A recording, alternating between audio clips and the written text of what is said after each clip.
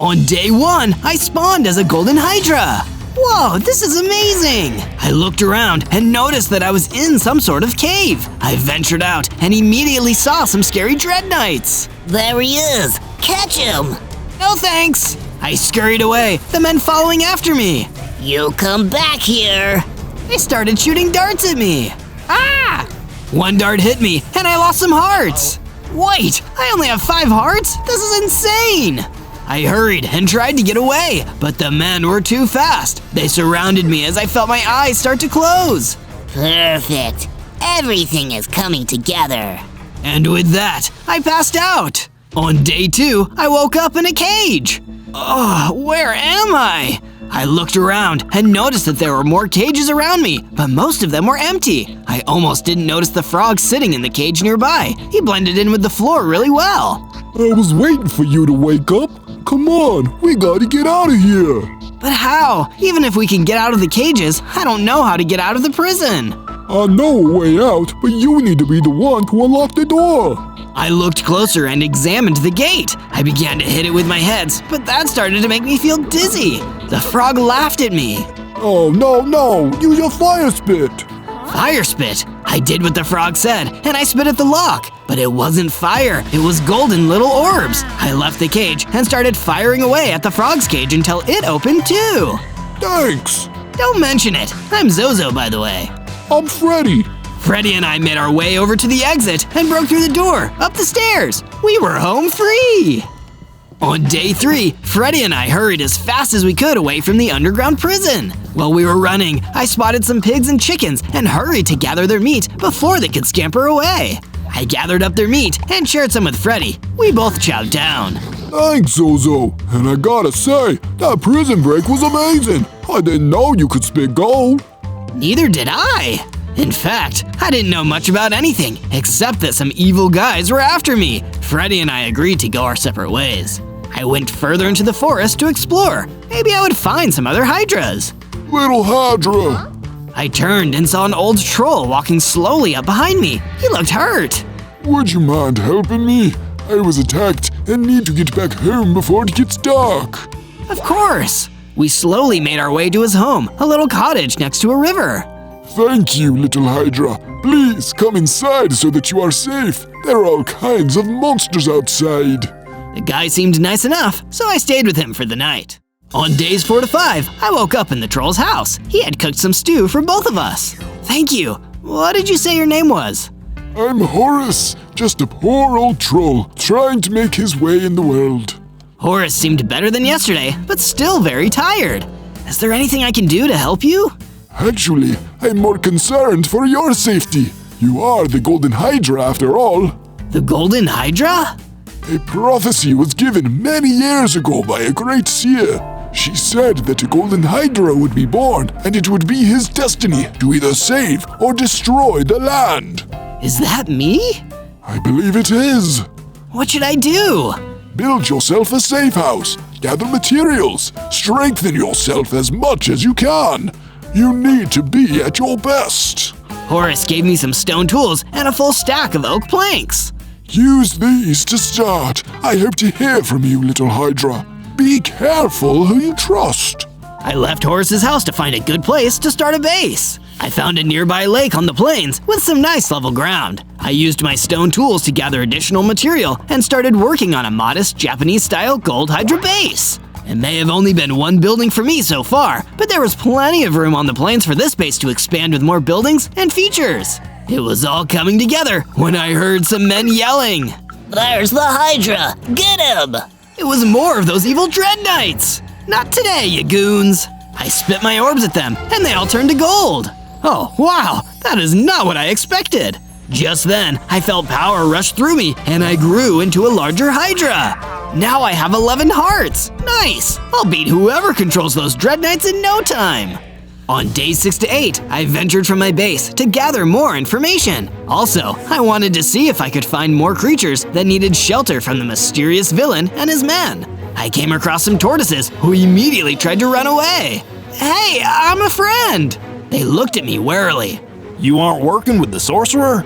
No, a sorcerer? Is that who's commanding all the dread knights? I have nothing to do with him. Look, kid, it would just be better if you left this land. It's not safe for you.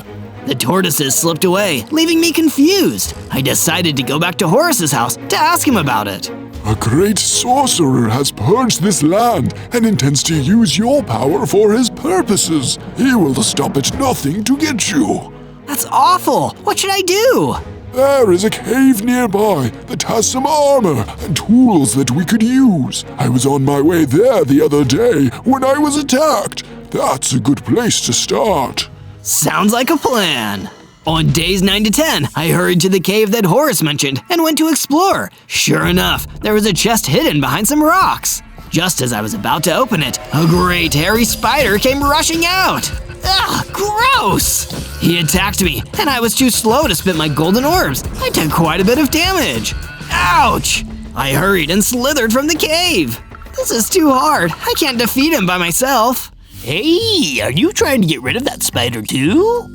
A wolf came out from behind a tree. Yeah, I am. Why do you want him gone? He took some of my armor. I'm trying to keep myself safe from the sorcerer's goons. Me too. Maybe we can work together. We came up with a plan and went back down to the spider's lair. The wolf distracted him, and I shot my golden orbs at him. He turned immediately into a gold statue. Wow!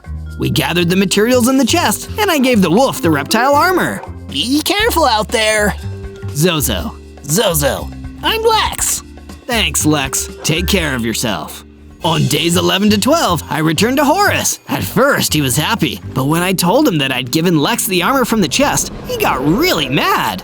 The other animals don't matter, little Hydra. What matters is that you're strong. He was acting really weird, but I couldn't blame him. He was probably scared of the sorcerer and just wanted us to be safe. You've done well, but this isn't enough. Now you must travel to the Black Forest and gather more strength potions left there by wizards of yore. This is important, little Hydra. Don't trust anyone besides me. Defeat anyone who stands in your way.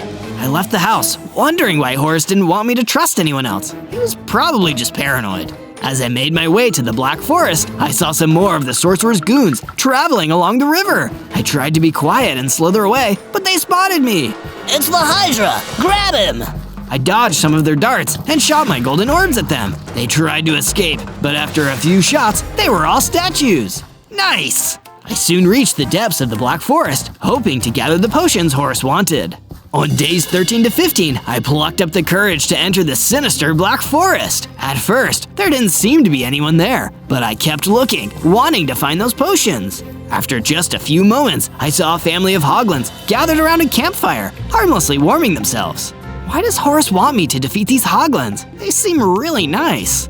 I slithered in, and the hoglins were taken aback. I don't mean you any harm, I'm just curious if you have any armor. The hoglins were cautious, but one answered me. Are you going to try to steal it from us like the others? Others? What others? A sorcerer's men. They have tried to steal it before. They want all the armor taken away from the creatures in the land, so they can't fight the sorcerer. What? That didn't seem right. I needed to talk to Horace about this. On days 16 to 19, I traveled back to Horace's house. I arrived, and he seemed happy to see me. But when I told him I couldn't get the strength potions from the Black Forest, he immediately turned angry. Don't you know what's at stake? You needed to get those potions. You need to get stronger. Why is it so important that I'm stronger? You are not fulfilling my expectations. I need to think this through. He told me to leave. I did, more confused than before. When I arrived back at my base, Freddy Frog was there. Hey, buddy, it's been a while. Zozo, I'm so glad you're okay. I heard that you met the sorcerer. How did you survive? What do you mean? I haven't met him. All the creatures have seen him hiding out in the woods. He's disguised as a simple old troll. Wait, was he talking about Horace? I heard he's planning an attack with his goons today. He's going to the village in the plains. I had to see for myself if this was true. It couldn't be Horace, could it? I went with Freddy to the village in the plains like he said. When we got there, I saw the goons being led by a very recognizable troll. I looked closer and realized it was Horace. You manipulated me! Horus turned toward me. Oh, Zozo, you gullible little Hydra. You are too quick to trust, but you've been a hindrance. Time for a change of plans. You had no right to do that to me, and you have no right to steal from innocent creatures and people. I charged at him, spewing golden orbs. He easily outmaneuvered them, and with his powerful swing, threw me back into a building. Before I knew it, I blacked out. On days 20 to 22, I woke up with Freddy looking down at me. Oh, good. You're awake. You need to help the villagers. I got up and followed Freddy to the village. Some of the buildings were on fire. Everyone, move away from the buildings! I hurried and spewed my orbs at them, extinguishing the fires. It was definitely not what the villagers were expecting. Whoa, this is amazing. How can we repay you? It might not be safe here anymore. You can all live at my base with me. I have lots of room. The villagers talked amongst themselves for a little while, then readily agreed. We made our way to my base and then gathered some needed supplies for the new houses. It was hard work, but in no time, everyone had a house of their own. Thank you, Zozo. These look amazing. On days 23 to 26, I went back to the cave where I originally spawned. It must have been important, so I figured that I should investigate. I entered the cave and it seemed very normal. I was hoping to find some sort of clue as to who my parents were. It had been a crazy couple of days, and even though I had friends, I wondered if I had family. All of a sudden, I heard a noise coming from deeper in the cave. I explored further and saw another Hydra, but she was being attacked by a group of skeletons. Get away from her! I slithered down and started shooting the skeletons. Within just a few moments, those bags of bones were gone. I turned to the Hydra, but then I felt a power surge through me. I grew, and then I leveled up into an adult Hydra. I now have 18 hearts. I let out a large breath of golden fire. Zozo? The Hydra looked scared of me. No need to be scared. Who are you? I'm your mother. My mother? I'm so glad I found you. Where did you go?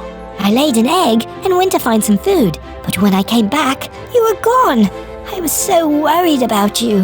How about you come live with me? I have a base and it'll be much safer than this cave. She happily agreed, and we made our way in that direction. On days 27 to 31, as my mother and I left the cave, we happened upon Freddy again. Hey, Zozo, do you think you could help my family? He directed me toward a small alcove nearby that had been broken apart. What happened? The sorcerer's goons tried to break our alcove after we refused to leave. We managed to escape before anyone was hurt, but we don't have a home now. The frogs looked very sad, so I offered to build them a new home on my base.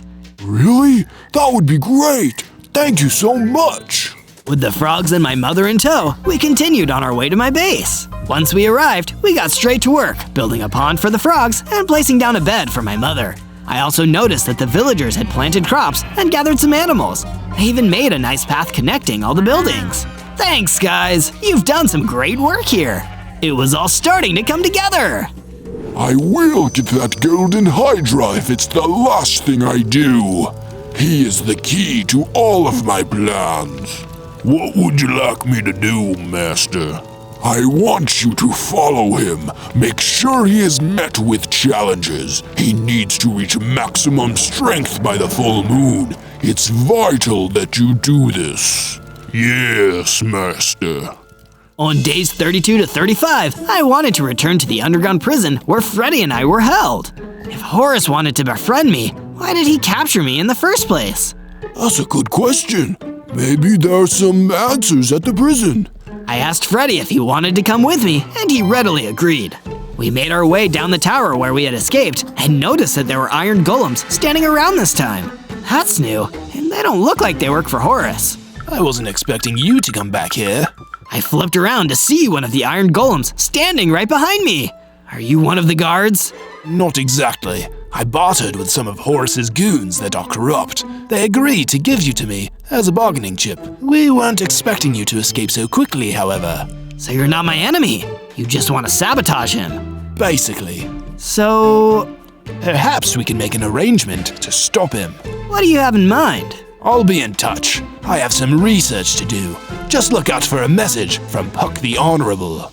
Honorable? You captured my friend Freddy. Sorry, what can I say? I like frog legs. I heard Freddy gulp behind me.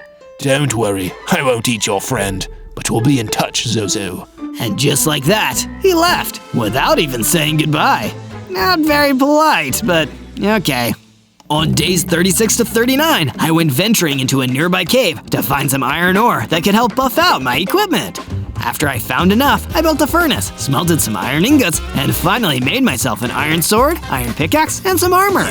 Cool, looking good. I went digging deeper and even managed to find some diamonds. Yes, jackpot! This will be great for some upgrades. Before I could start crafting, I heard a noise and something hit me.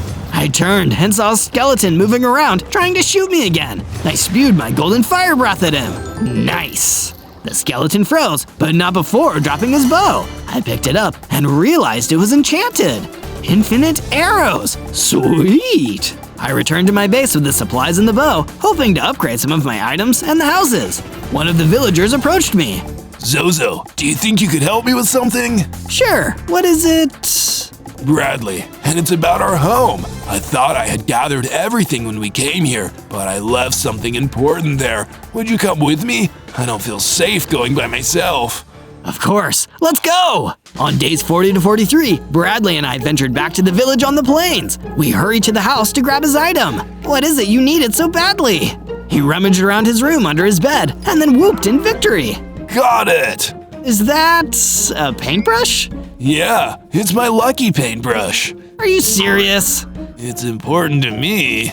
I shook my head. What a weird kid. But hey, at least he has it now. All of a sudden, I heard a noise outside. Shh, I think there's someone here. I looked out the window, and sure enough, there was some of Horace's goons rummaging around. But they weren't alone. They were being led by a terrifying yak this time. We tried to sneak out quietly, but Bradley made a noise, and they spotted us.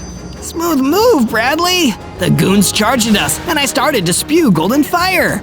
Within just a few moments, we had nearly taken out all of the goons. The henchman just stood, watching us. Then after a moment, he ran off with the remaining men. Coward!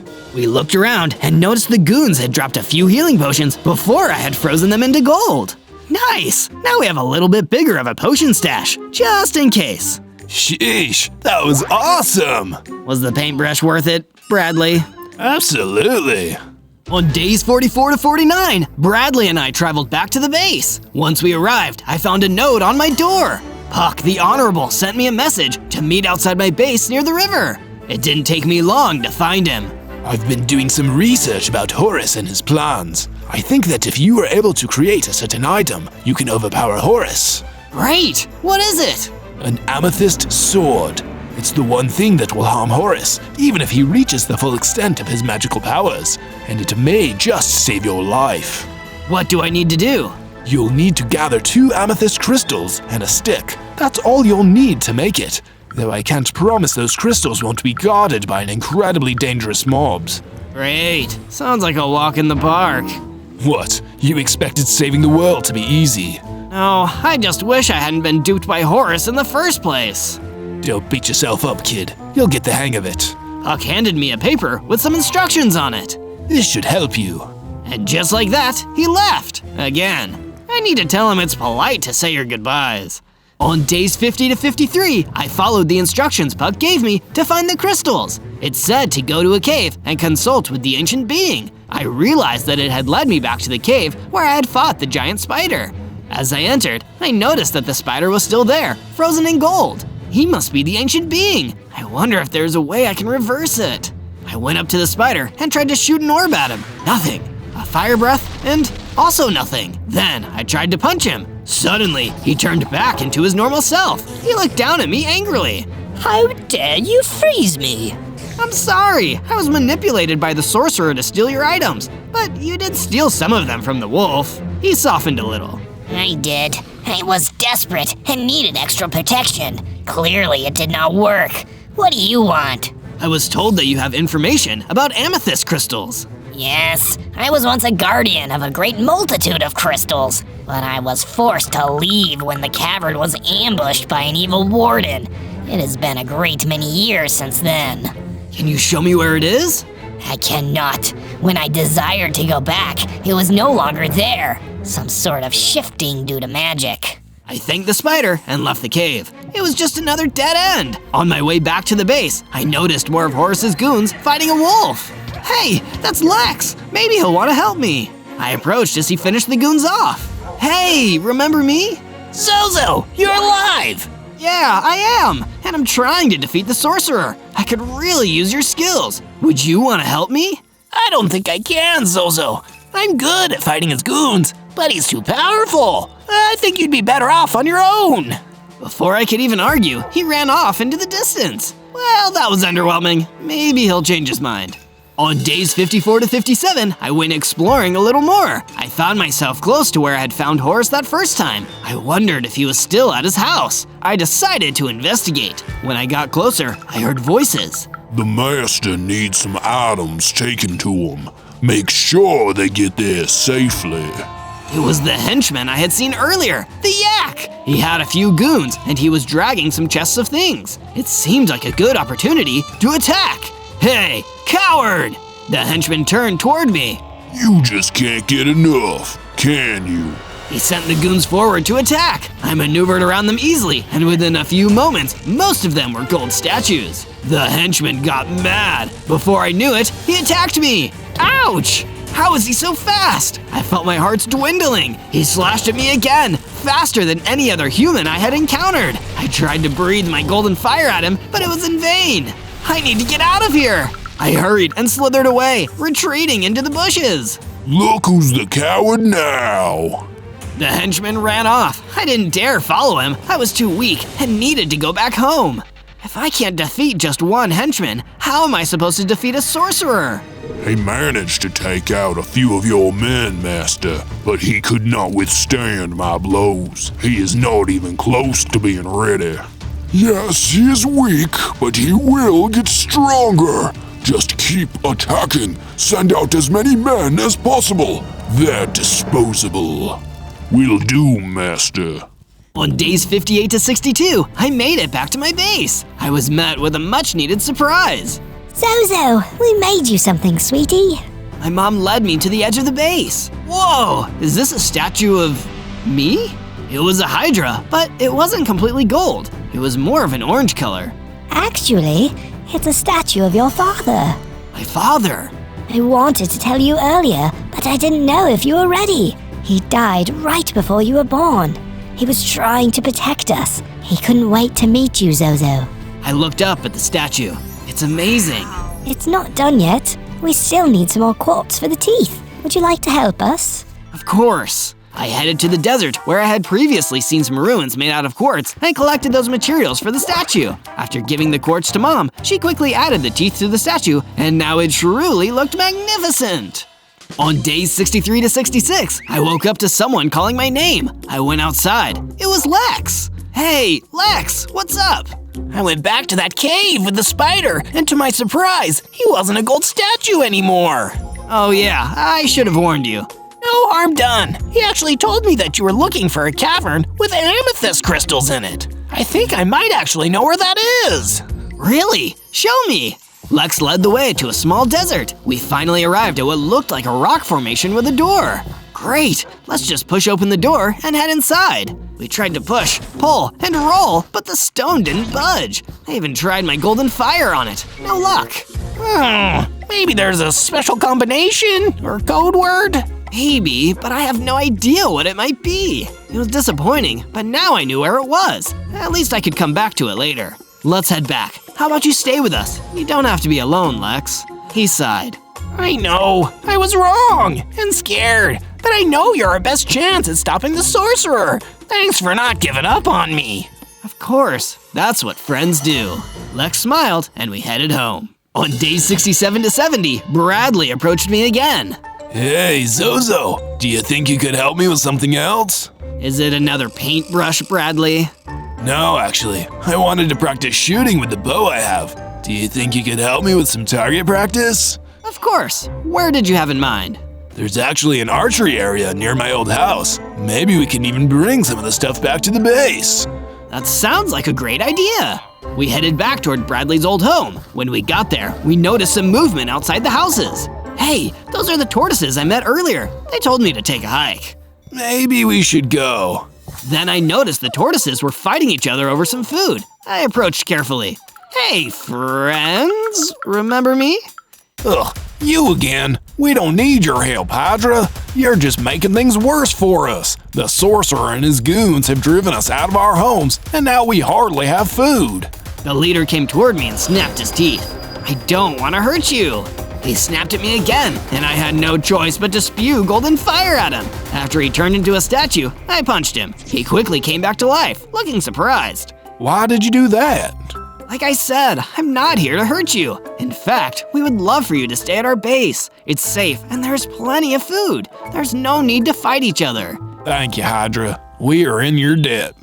On days 71 to 74, we made it back to the base. This time, we were met with an unwanted surprise. My mom rushed out to us. Zozo, they're attacking the base. We need your help. I slithered over and saw the yak and his dread knights waiting for me. Hey, you don't belong here! The henchman looked at me and, just like before, attacked in a flash. I still wasn't strong enough, but I knew I needed to protect my friends. Using all of my strength, I let out the largest burst of golden fire I could muster. Not bad, Hydra, but not good enough. Come and find me when you are ready. I'll be waiting with your precious friend. And before I knew it, the henchman left. I had managed to statuefy his goons, but he escaped again. Wait, what did he say about a friend? I slithered inside as fast as I could and realized that my mother was nowhere to be found. Mom? Mom! He took her, and I had no idea where she went. I retreated to my house, blind with rage. And then I started to cry. This was all too much. How was I ever supposed to defeat anyone like this? I stayed in my house for a while, not letting anyone in. Finally, after a long time, I heard a knock at the door. Zozo, it's Lex. We have something to show you.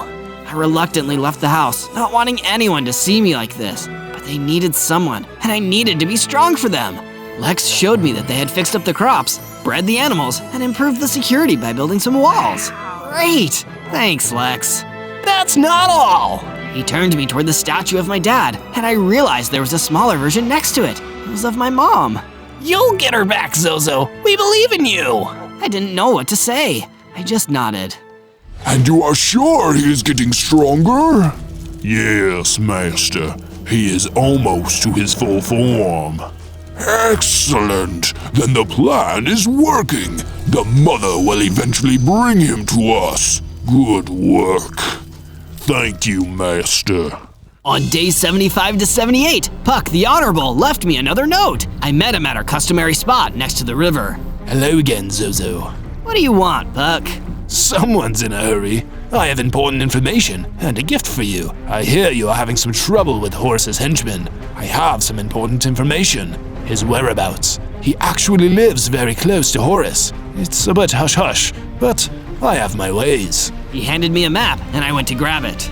Be careful, Zozo. You don't know what you'll find there. Give me the paper, Puck. Do not lose yourself along the way. Remember what you are fighting for. I know what I'm fighting for, Puck. My mom has been taken by those creeps, and I intend on saving her. Then I'm going to put the henchman and Horace in their rightful place. Puck handed me the paper. Good boy. Now go get your mother back.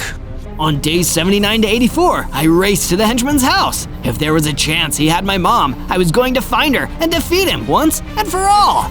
I followed the directions and found myself outside of a large wall. Inside, it was a modest-looking house. This is where the henchman stays? Quite a cozy home he made for himself. I snuck around to see if he was inside, but I didn't see anything. Suddenly, I felt a gust of wind. The yak was standing right behind me. Come to retrieve your mommy? Coming after me was one thing, but involving my mom was a step too far. Your mother gave you everything, and you still can't save her. I'm going to beat you, Yak, for her! I felt a power grow within me, and I leveled up into a fully grown Hydra with 50 hearts. I got bigger, stronger, and even gained the Claw Strike ability. No, this isn't what was supposed to happen. Horace promised me I wouldn't be defeated by you. Be careful who you trust, henchman. And with a swipe of my claws, I defeated him. He burst into golden sparks and was gone. Zozo! I looked and saw my mother coming toward me. She'd managed to escape. Mom, did he hurt you? I'm fine. I'm so proud of you. Look at how strong you are. You look so much like your father did. I'm so glad you're okay. Come on, Mom, let's get you back home. Oh, and before we go, I found this while I was imprisoned. I figured you might want it. It was a golden key. On days 85 to 89, my mom and I arrived back at the base. Everyone was so happy to see my mom, and they ushered us over to the statues. We almost finished it while you were gone, but we wanted you to put on the finishing touch. Freddy handed me a few glowstone blocks, which I added to my dad's statue, completing his fire breath. It was perfect. And I have more amazing news, Freddy! The golden key my mom found at the henchman's base. I think it's literally the key to getting into the Amethyst Crystal Cave. The henchman and Horace must have known that the amethyst sword could foil his grand plan. That's why he had the key to unlock the cavern. I've got to get over there now! I rushed out of the base toward the desert. As I arrived at the door, I felt my heart leap. This is it. It's finally coming together. I used the golden key to open the door. Here I go. I made my way down the dark tunnel, which eventually opened up into a cave system. Inside were hundreds of glowing amethyst crystals, all being watched over by a warden. This isn't going to be easy. I got right behind it, and before it knew what was happening, I let out a large burst of golden fire. He let out a terrible scream, but he didn't turn into a statue. I took a swipe at him with my claws instead. This time, he screamed in agony. I kept swiping, avoiding his blows as best as I could. My hearts were dwindling, but after just a few more moments, the warden was gone. Yes! I hurried and collected as many amethyst crystals as I could hold before hurrying out of the cavern. Time to end this, Horace. On days 90 to 94, I exited the cavern, blinking in the sunlight. Nice to see you again, little Hydra. I looked and saw Horace standing right in front of me. I was about to swipe him into oblivion when his magic froze me in place. Please, none of that. I just want to talk. I stared at him. What could you possibly want to talk to me about? You've gone out of your way to torture me. Don't you see, Hydra? I have strengthened you. You have become the Golden Hydra of the prophecy, all thanks to me. You had nothing to do with it. Oh, don't even think for a minute that you would have accomplished anything without me. I made sure that you had difficulties so that you could learn. I made sure that you would eventually get the potion that would bring you to full power. You sabotaged your own henchman? He was disposable at best. But think of what we can do together, little Hydra. We can rule this land together. Of course, it'll need to be destroyed before it can be built back up. But we can accomplish that if you follow me. Never. This is your last chance. Watch the world burn around you before I possess your mind or willingly serve me. I hissed at him. Very well. Somehow, Horace made all my amethysts that I'd worked hard and suffered to collect all disappear. Be sure to be at your best by the full moon, little Hydra. In the meantime, enjoy my wrath. I heard Horace laughing, and then it all went dark. On days 95 to 97, I woke up to pitch black. Where am I? Horace must have buried me underground. I looked at what I assumed was up and started to dig. It wasn't too deep, but by the time I saw sunlight, I was exhausted. I'm getting really tired of him. I tried to catch my breath, but then I noticed a note on the ground next to me. It read, Say goodbye to your honorable friend. My blood turned cold as I raced toward Puck's dungeon. No, please don't let me be too late. When I got there, the whole place was demolished. I looked around, hoping to find anything, and I heard a groan from beneath some rocks. Puck! I moved the rubble and saw him on the ground. He was in really bad shape. I guess Horace figured out who my sources were. You're going to be okay, Puck. Let me help you up. Puck coughed. Don't worry about me, Zozo. Go, protect your mom and your friends. He's heading to your base next. And with one last breath, Puck the Honorable passed. I let out a giant roar as I mourned my friend. But I had to get to my base. I needed to stop Horace before he caused any more destruction. On day 98, I arrived too late. What was once my base was now in ruins. I ran around frantically. Mom, Lex, Bradley, Freddy!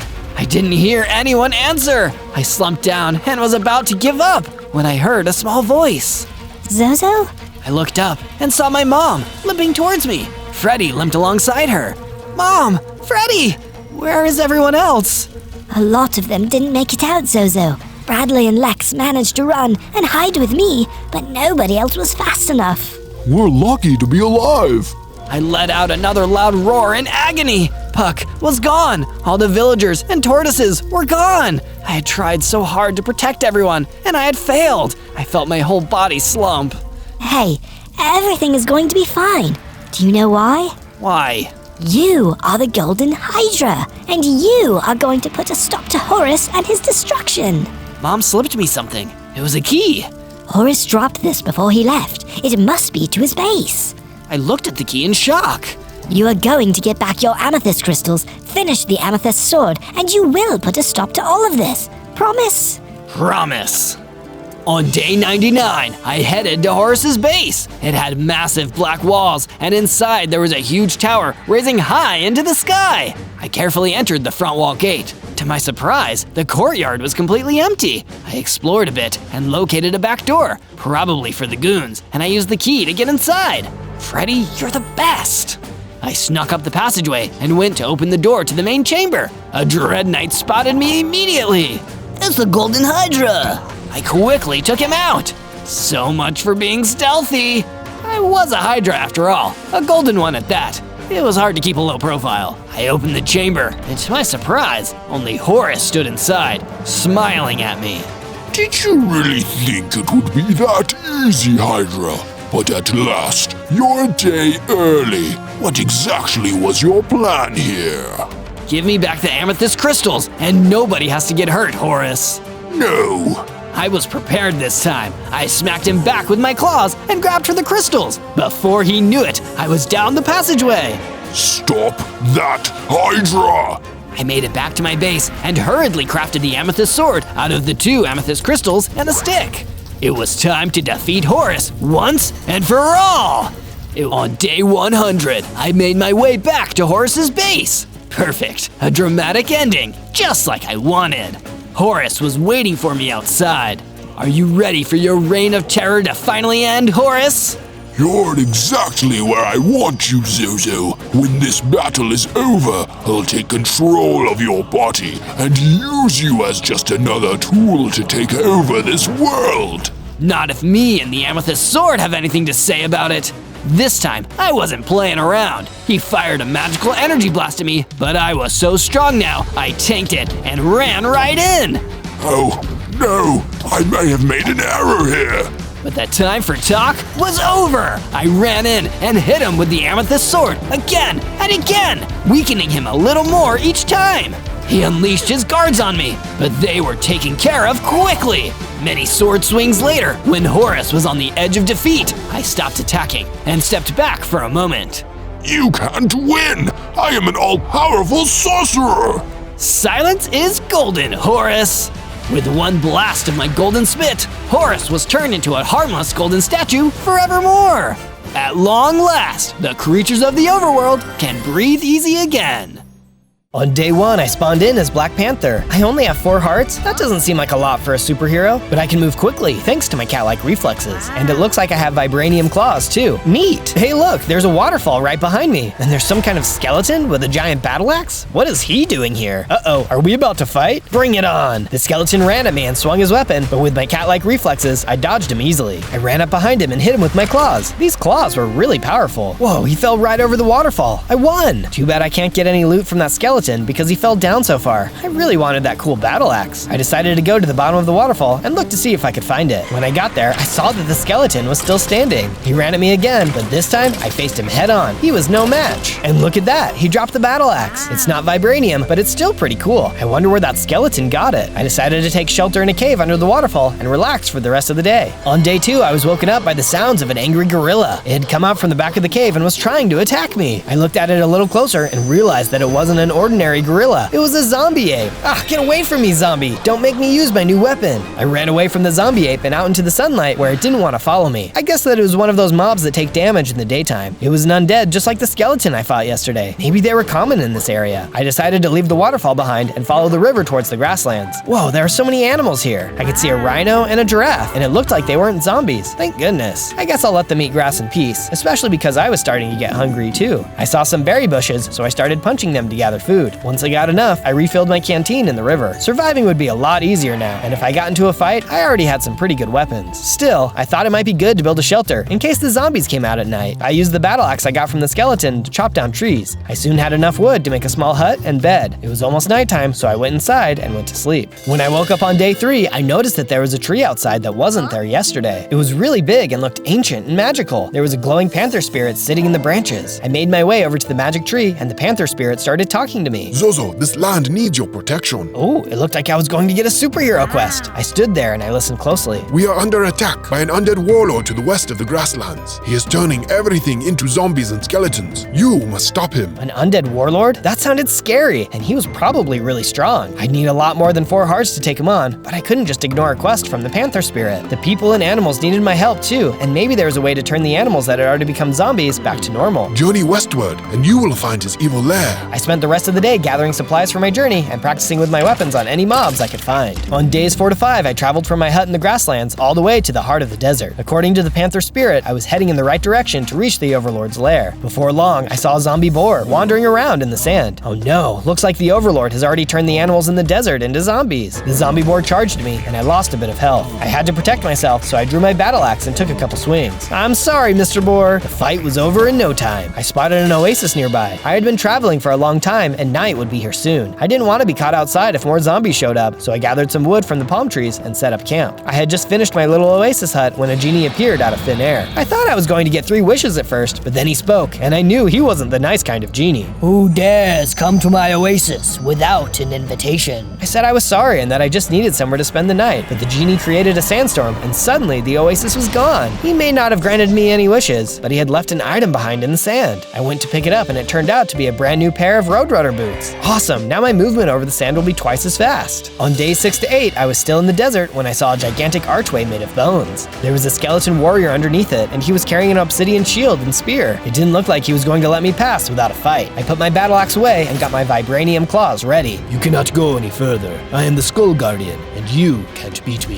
He seemed serious, but I had to try. If I couldn't win here, there was no way I could beat the Overlord. I attacked him, but even my vibranium claws couldn't get through his shield. It was too tough, even for obsidian, and his spear kept damaging me. I was almost out of health. The only thing I could do to survive was run away. Good thing I had those Roadrunner boots. I turned around and got out of there. The Skull Guardian stayed at the archway and shouted after me. You are too weak. Come back when you are stronger. Maybe I still needed some more training. While I was running away though, I was spotted by a group of hoglins. I could have easily run away from them, but I was tired of running. I stopped and decided to face them. I took out my claws and defeated each and every one of them. When I defeated the last hoglin, I suddenly felt something inside of me. I grew into an even bigger Black Panther with more hearts. I also saw that the hoglins had dropped a ton of leather. I could use this when I got back to my base. On days 9 to 10, I went back to the grasslands to expand my hut into a base. I used some sandstone from the desert to make it into a small tower and crafted myself a full set of leather armor too. I then crafted a shovel. I felt a pull to this area for some reason, like it was calling to me, so I dug down until I hit some stone. There, I had an entrance to a mine beneath the tower now. I'd have to check it out further later. I built more furniture inside the base, using wood I was able to gather from a bunch of trees in the grasslands. The one tree that I didn't use for wood was the ancient spirit tree. The panther spirit wasn't there, but I was hoping that maybe it would show up to help me again. I definitely needed some advice on how to defeat the Skull Guardian. If I couldn't beat him, I would never be able to defeat the Overlord and save this land from zombification. On days 11 to 12, I was walking along the river when I saw the zombie ape from the cave splashing around in the water. Had it followed me all the way to the grasslands? It really might have, because it noticed me and ran up to attack. I was a lot stronger now though. This ape didn't know what he was getting himself into. Sure enough, I was able to win against the zombie ape that I ran away from on day 2. I looked at the river to see a water elemental emerging from below the surface. Thank you. That zombie had taken over my home behind the waterfall, and last night it chased me all the way here to the grasslands. Who are you? I am the spirit of the river, and I can see that you are a great hero. This land needs a protector, and I'm glad you were here to save me. I'm not that great of a hero yet. I need to beat the Skull Guardian, or I'll never save the animals. Have faith in yourself. I am friends with the Panther Spirit, and he believes you can do this. But last time I fought against him, I didn't even damage him, and he almost took all of my health. The only reason you lost to the Skull Guardian was because he he had an enchantment cast on him that shields him from the attacks of the living. The spirit of the river handed me a potion. Drink this potion, and your claws will be able to strike true.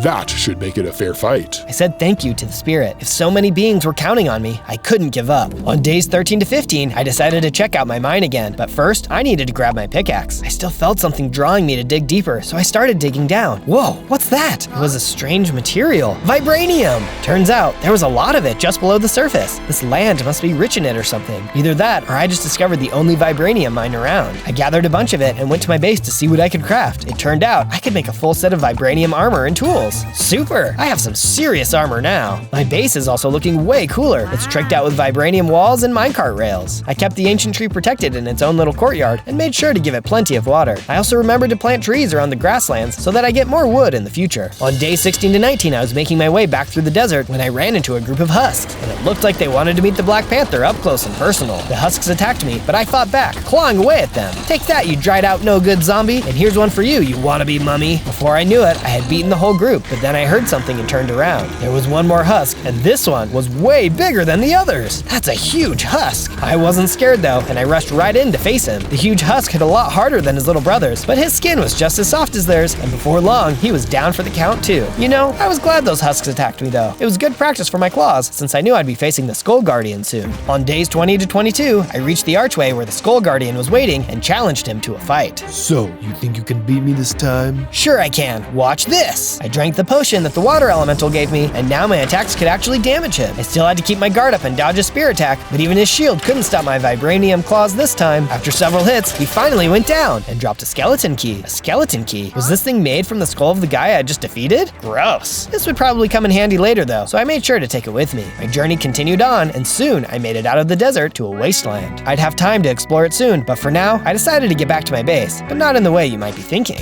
On days 23 to 26, I decided I didn't want to have to cross through the desert again in case I ever wanted to come back here, so I decided to build a massive tunnel back to my base. I dug down a little ways and then started tunneling in the direction of my base, placing torches as I went. It took a long time, but eventually I got to where I thought my base should be and tunneled up out of the ground. I popped up right in front of my base. How's that for good luck? When I got to the door of my base though, I saw there was a package waiting for me with a note attached to it. This must be from the water elemental. I could tell because it was all wet. The note read, Dear Zozo, you're doing great. I knew you could defeat the Skull Guardian. Included are some potions that should make your journey easier. P.S. If you're liking the video, make sure you search for other Zozo videos at ZOZO to see more adventures he's been on. Yep, definitely weird, but when I opened the package, I saw it was full of experience potions. Nice! I drank the potions and felt myself starting to change. I grew bigger and had more hearts, too. On days 27 to 31, I upgraded my base to look a little nicer, since Black Panther is a king after all. I started a statue outside too, something that I knew would inspire me every time I came back to my base. I know it's only the very start, but can you tell what it is yet? Next, I laid down some track in the tunnel so I could quickly get back to the wasteland using a minecart. When my minecart ride was over, I exited the tunnel and took a look around the wasteland to see if I could find any sign of the Overlord's lair. That's when I noticed a small village hidden among the rocky hills of the wasteland. The villagers there said they'd been attacked by zombies, and some of them had even gotten turned into zombies. Our iron golem was supposed to protect the village, but it's been broken for a long time. Don't worry, I have an idea for how to fix it.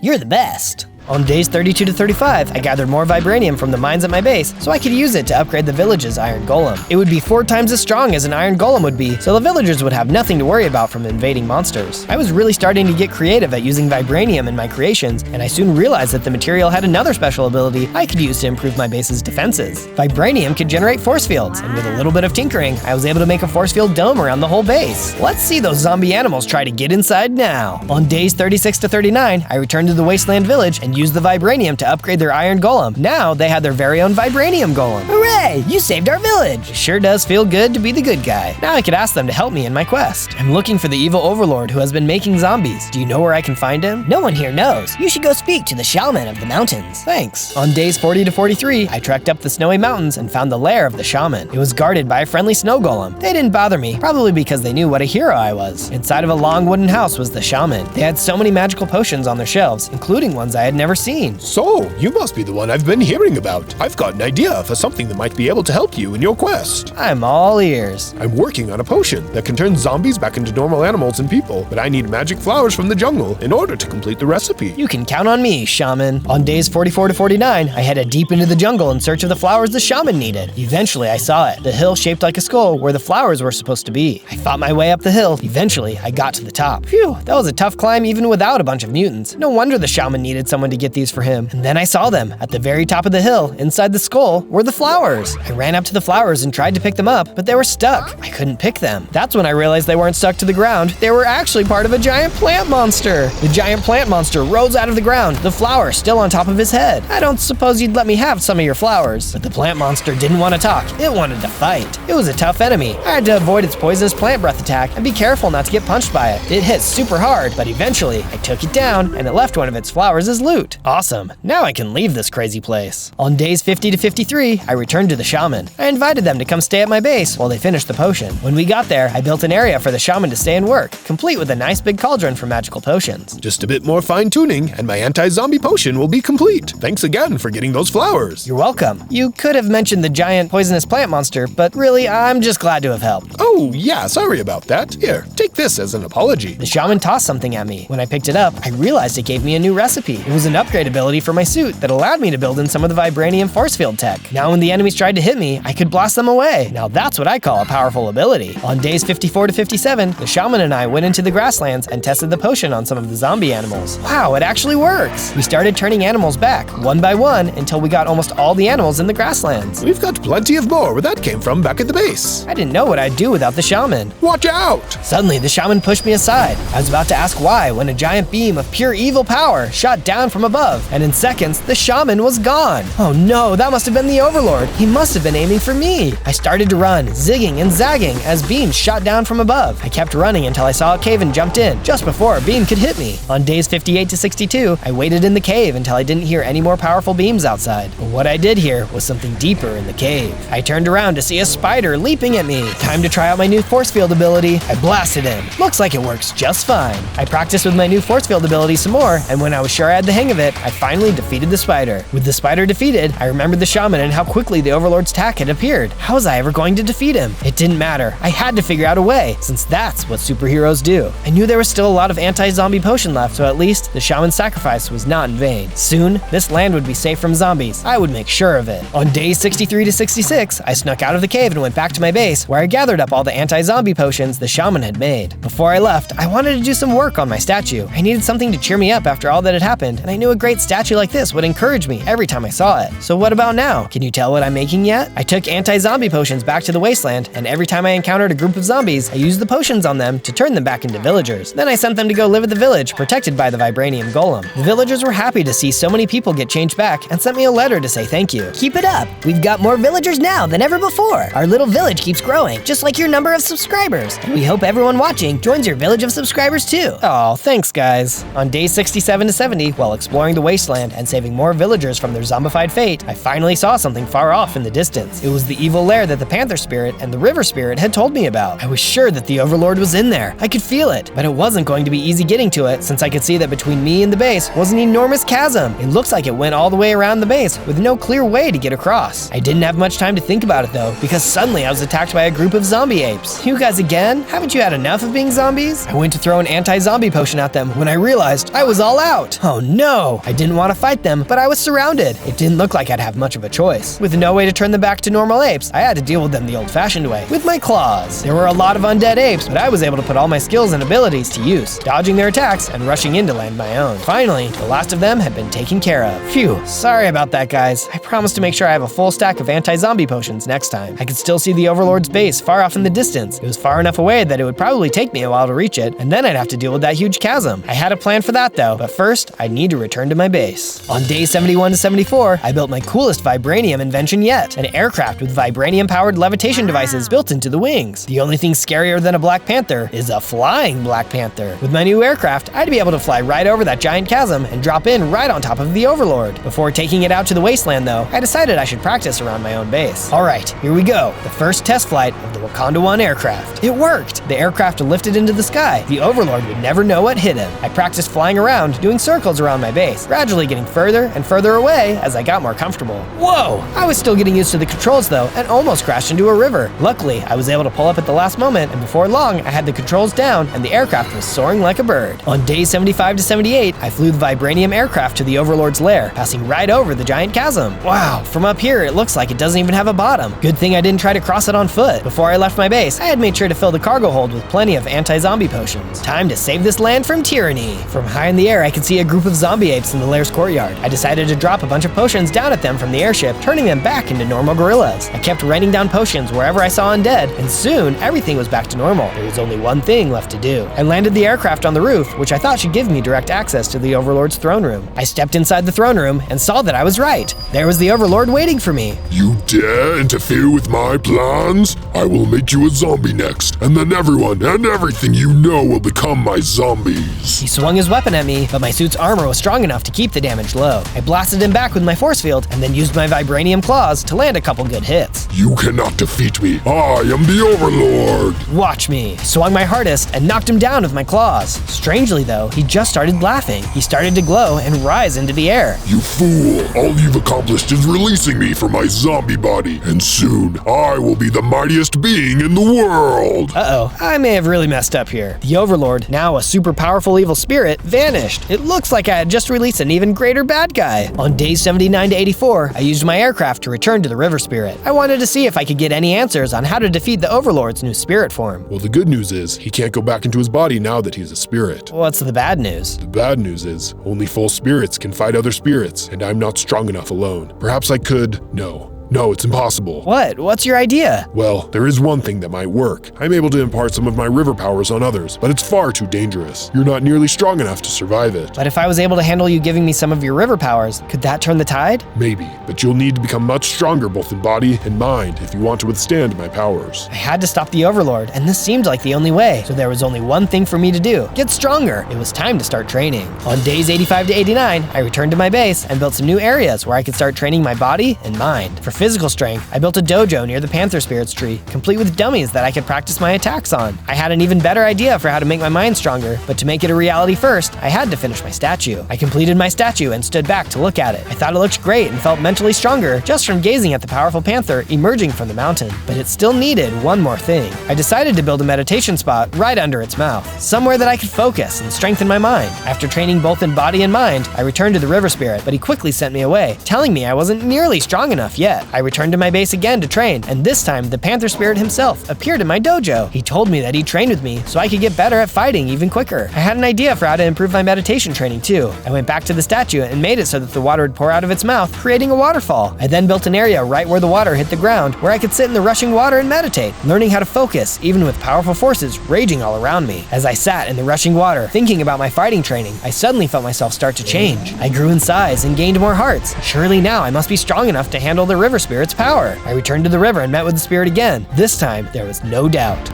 You're ready now. I will give you my powers. The River Spirit combined with mine, and I felt his power within me. I felt stronger, like my attacks would do more damage since they were infused with water power. And I now had the ability to create water anywhere too. Look out, evil spirit. A hero is on his way to take you down. On days 90 to 94, I returned to my base to get my aircraft when a wasteland villager suddenly appeared. He told me that the evil spirit had sent an army of zombie piglins to invade their village, and they needed help. I hopped into my aircraft and flew to the village as fast as I could. When I got there, I saw that the villager was right. There were zombie piglins everywhere. The village was on fire, and villagers were trying to escape. The vibranium golem was fighting off as many piglins as he could, but there were simply too many for him to handle alone. I fought what seemed like 100 little oinkers, using my new water ability to blast them. Eventually, we beat the last one, but the village had been almost completely destroyed. Villagers who had escaped were badly shaken and afraid. My base was big enough now that I was able to invite all the surviving villagers to stay there permanently. All of the villagers agreed to come, even the vibranium golem. On days 95 to 97, I took the villagers down to my train tunnel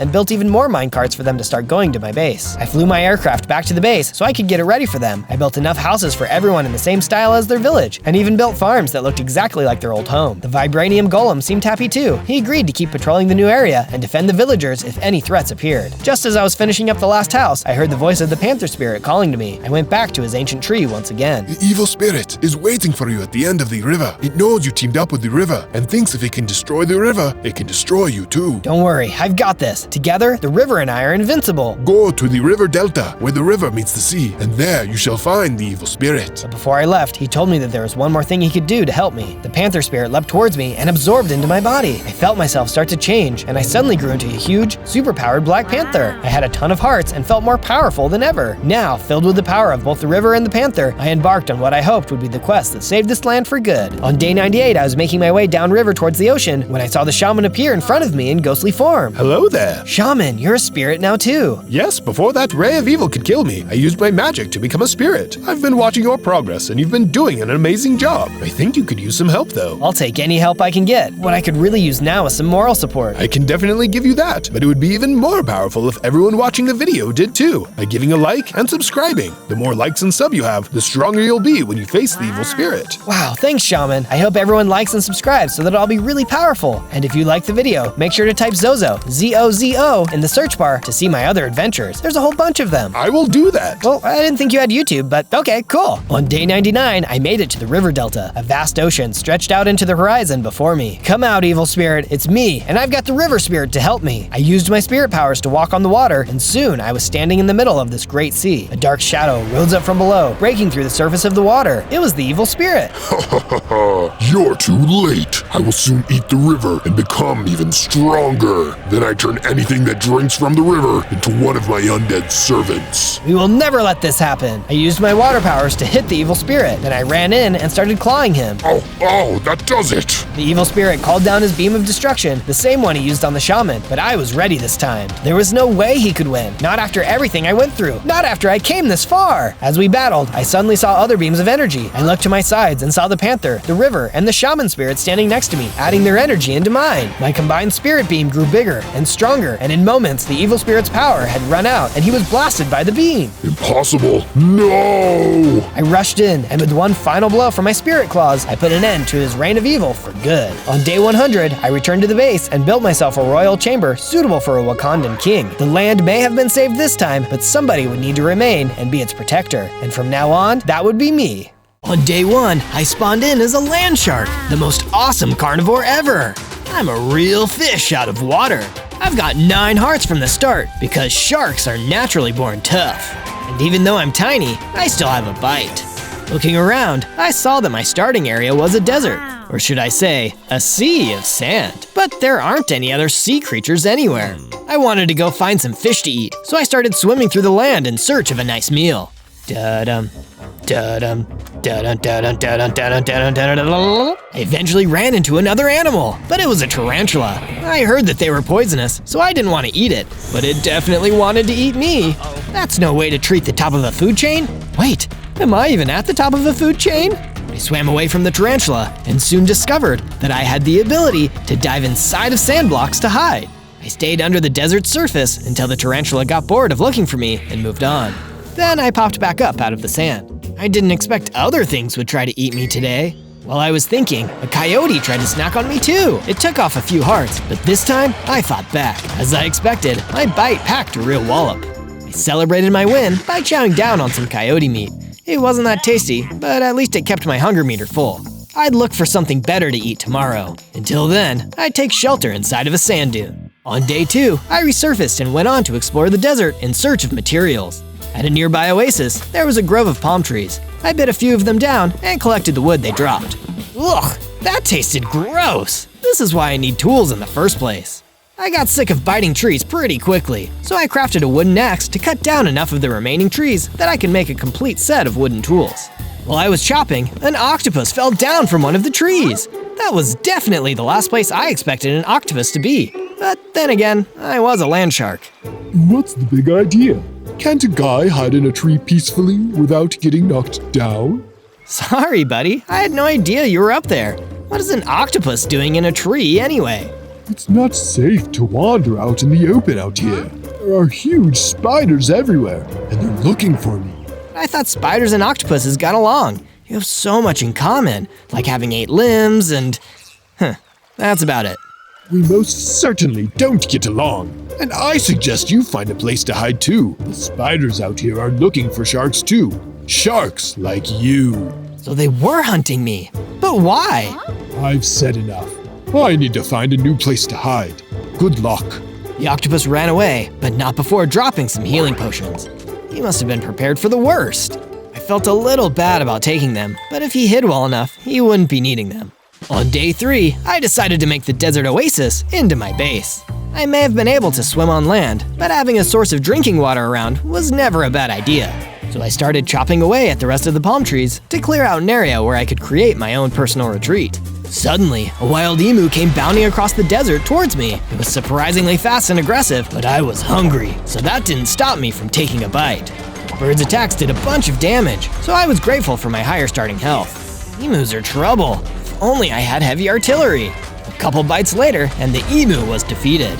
It also dropped a delicious golden drumstick. That looks yummy.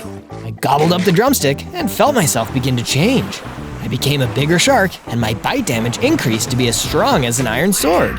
My already great number of hearts also increased to 17. I tried my ability to dive into land on the grass blocks and found that I could now dive into those too.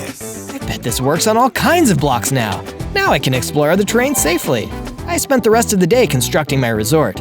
It was made out of the palms I chopped down earlier. I also added a room for myself. To protect myself from mobs, I decided to also include a fence that surrounded the entire resort. On days 4 to 5, I went out to catch some rabbits to keep at the base for a steady food supply. I was a carnivore after all. I spotted some hanging around by some cacti, but a tarantula scared them away. Didn't the octopus say that those tarantulas were looking for me? I decided to get to the bottom of this and confront the spider directly. I hid and waited until he got close, and then I popped out of the ground to ambush him. I gave him one bite to show him I meant business, and then I gave him a piece of my mind. Hey, what do you want with us sea creatures anyway? The tarantula was startled by my ambush, but chuckled like he was remembering a secret. You'll find out soon enough, taste a shark. Sous Chef has promised us tarantulas a bowl of her famous soup if we bring a land shark to her. Sous Chef? Who is that? You mean you don't know? She's only the fanciest and most renowned chef in the entire world. Her seafood cuisine is legendary, and very soon you are going to become a part of it. But I'm not a seafood. I'm a land shark. Then let's see if your flavor is the same. The tarantula struck back with a bite attack that left me poisoned. I was taking gradual damage to my hearts from the after effects. That's one lousy status condition. I need to finish this quickly. My enhanced bite did the trick. A couple of those were too much for the tarantula, and he was no more. That's what you get for poisoning me. Even after the fight was over, I was still affected by the lingering poison damage, but thankfully, I had enough hearts remaining to wait for it to wear off. The total was way more damage than I was expecting. I even had to use a couple of healing potions I got from the octopus. I was lucky I took that tarantula by surprise. If he had ambushed me instead, that could have been it. I returned to the base to wait for my heart meter to regenerate. On days 6 to 8, I searched a nearby forest for some materials to craft an antidote to tarantula poison. I had a feeling that yesterday wouldn't be my last tango with those spiders, and I wanted to be prepared for next time. I found a patch of some plants with healing properties, which I could use to replenish my potions, but they wouldn't be able to neutralize the poison itself. I don't like it, but I think I need to capture a tarantula and study the poison. After that, I started flopping my way back over to the desert I'd made my home. I made my way across the dunes until I saw a tarantula, then I dove under the sand to hide. It didn't seem to notice me, so I waited for an opportunity to strike. But just then, another mob swooped out of the sky and attacked the tarantula. Whoa, what is that thing? It was a tarantula hawk, the tarantula's natural predator. It looked really tough, but it was distracted because it was fighting the tarantula. I emerged from the sand and took the tarantula hawk by surprise. The fight was won before it even began. Sharks are problem solvers. The tarantula hawk dropped something that would solve my poison problem, a rare poison resistance potion. I ate the whole thing in one bite. Hooray! With this, I won't take any extra damage from the tarantula venom. On days 9 to 10, I explored some nearby hills, which I could mine for stone and other sturdy blocks that couldn't be found in the desert. I had fun trying out my dive ability on a bunch of different surfaces. While I was diving, I fell into an area where a lot of carrot plants were growing. I'm going to take these and replant them at my base. Those rabbits will have to eat something before I eat them. As I was pulling up carrots, I felt like someone was behind me and turned around. It was a girl. She was dressed as a chef and carrying a really big knife. I hoped it wasn't who I thought it was. I, sous chef, I found myself another shark. And I thought the only ingredients out here were carrots.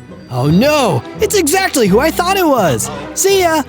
Wait, come back. Hey, Sharky Sharky. Even though I was bigger, I was still just a fish. And a fish doesn't pick a fight with a chef. It never ends well. I swam as fast as I could until I lost her, and then I dove into the stone. For some reason, it was trickier this time. That's when I realized there was another shark trying to hide. Unlike me, this guy was a hammerhead shark. I bet building stuff is really easy for him. Boy, am I glad to meet you.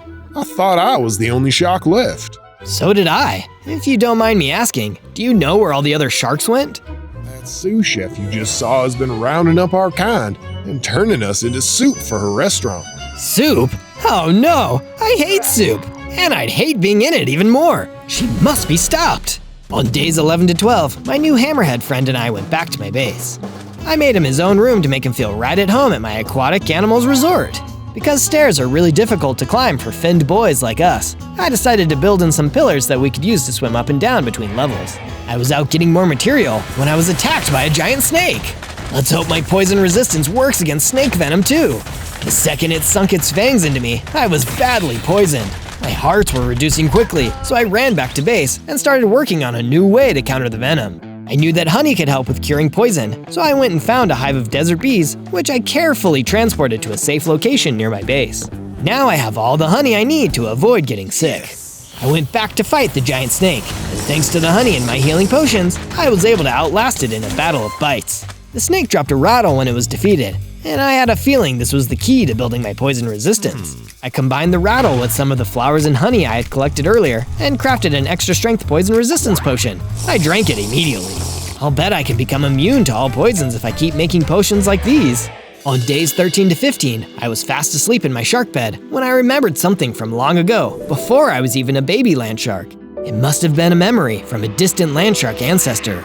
Back then, all of us land sharks swam through the desert together in a big group, or a shiver of sharks.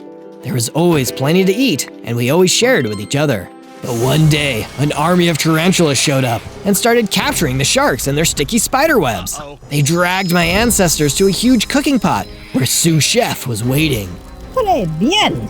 With this latest haul, I'll have shark fin soup to serve in my restaurant for years to come. She was talking to an even bigger spider next to her, who appeared to be calling the shots for the tarantulas. Boss, when do we get some of the soup? You'll wait your turn. The other humans will get to sample my cooking first. Then maybe your spiders can have a chance. Okay. Whatever you say, boss. Now, let's get cooking. I woke up from that terrible nightmare before I saw all the land sharks go into the cooking pot. That would have been far too scary for me, no matter how tough of a shark I was. How horrible! Now I know why there are so few of us land sharks left in the world. If sous chef had an army of spiders at her command, maybe it would be better for Hammerhead and I to keep ourselves hidden instead of going after her. On days 16 to 19, I was searching around the base for Hammerhead and couldn't find him. Hey Hammerhead, where are you? Are we playing hide and seek? There was a note left on my crafting table, so I read it. Dear Zozo, I'm going hunting for some more food. If I don't come back before tomorrow, it probably means that I'm in trouble. Please come looking for me. You're the only friend I have in this world. So that's where he is. He's in trouble. It had been at least a day since the last time I saw him, so going to look for him would be a good idea. I decided to go find my way to this trouble place he mentioned. Sure enough, it turned out to be a town for bandits and outlaws to the west of the desert. This place sure does look like trouble, but if my friend's here, I can't leave until I found him. Hey, Zozo! Hammerhead! You were easier to find than I thought. I said I was in trouble, and here I am. Let's go drink some milk at one of these saloons. I'm paying. We walked inside one of the saloons and saw that there was a fight breaking out between some bandits. It seemed like a group of them were ganging up on one guy. Hey, that's not fair! Leave him alone! Sharks! The bandits screamed and ran away. I guess the sight of a big shark and his hammerhead friend was all it took to scare them off. Thanks for the help, fellow sharks. Huh? You're not a shark, you're a human. That's where you're wrong. I'm a card shark, the slickest card player in the West. Here, have this crown as thanks for saving me. As soon as I put on that crown, I grew up again and had 22 hearts. I also gained a pretty sweet dash attack. Thanks, Card Shark. Did you both come to trouble to hide from sous chef? I do know a rumor that you might want to hear. Are we sure we should trust this guy? Let's hear him out before we judge him. There's a legendary poisonous spice called the chef bane, which is said to ruin a cooking pot forever. If you sprinkled some of that stuff in her soup, she'd be forced to give up cooking. Then all the sharks would be safe. Wow, and you're really telling the truth? Trust me, kid, I know a thing or two. Even though it had seemed hopeless before, I now believed that there was a way to stop sous chef for good. All I had to do was find that chef bane. On days 20 to 22, Hammerhead and I returned to our base and found it under attack by those same bandits we scared away in trouble. This time though, there was a whole lot more of them, and they were throwing dynamite. This will teach you nasty sharks not to mess with us bandits. Oh yeah? Well, we're gonna teach you nasty bandits not to mess with us sharks. Right, Hammer? Right. Hammerhead and I worked together and took on the bandits as a team. We fought hard against the crooks, but our teamwork was too much for them, and we took them out. I was feeling so inspired by our teamwork that I had an idea. I should add a statue to the base. Things were coming along nicely, and I made some good progress on the first part. You can sort of see what it might be. I'd need to add some blue materials to get the statue's color palette just right, so I started mining to see if I could find any lapis. It would be a long way down, but I had to start somewhere. Once I gathered some stone, I decided it was time to upgrade my pickaxe. So I returned back to the base, where I crafted a stone pickaxe, which would help me mine much more efficiently. And if you want to be more efficient in finding my videos, make sure you hit that subscribe button and ring the bell so you can find my channel easier. On days 23 to 26, Hammerhead and I teamed up again when our base was attacked by some super tough rock mobs. Uh-oh, those look like straddlers. We were able to defeat them, but their skin was so tough that a bunch of our teeth fell out. Yo-yo, my teeth fell out. Don't panic, friend. They'll grow back. As for the ones that fell out, I decided to craft a bow and make the lost teeth into shark tooth arrows. Time to go spider hunting. I hid in the desert with my dive ability and waited for some tarantulas to pass by. And when they least expected it, I jumped out and sniped all of them before they could even react. Now I can gather all the venom they dropped and make myself even more resistant to poison.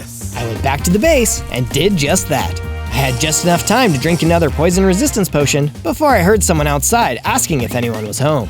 I answered it and saw that there was a frilled shark at the door. Pardon me, is this arrow yours? I found it while I was hiding in the desert. Yes, it is. Thanks for returning it. Also, would you mind if I stayed here? I've got no home and there's a chef looking for me. Of course you can. That same chef is looking for my friend and I too. We'll be safer if we stick together. I then added another floor to the base to make sure that frilled shark felt right at home. Then I added some guard towers next to the fence to make spotting incoming enemies easier. On days 27 to 31, I went back to the town of Trouble so I could get some more information out of the card shark. He was willing to do it, but only for a price. I'll sell you this enchanted cookbook for some of your teeth. It'll tell you where you might find all sorts of ingredients, including the chef bane. Just my teeth? You've got a deal, mister. I gave him a full set of shark teeth. In exchange, he gave me the cookbook. I opened it up and saw that one of the first locations listed inside was the Great Pyramid of Pizza. It appeared to be some kind of restaurant for rich mummies.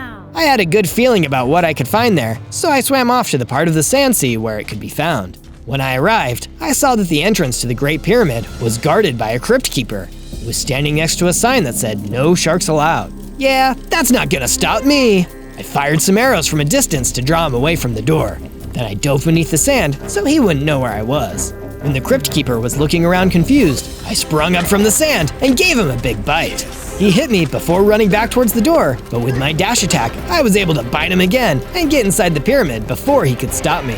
He tried to follow me in, but I dove into the pyramid blocks and disappeared. He eventually gave up and returned to guarding the entrance. On days 32 to 35, I entered the grand dining hall where the mummies were being served their pizza. I used my diving ability to sneakily make my way around the room.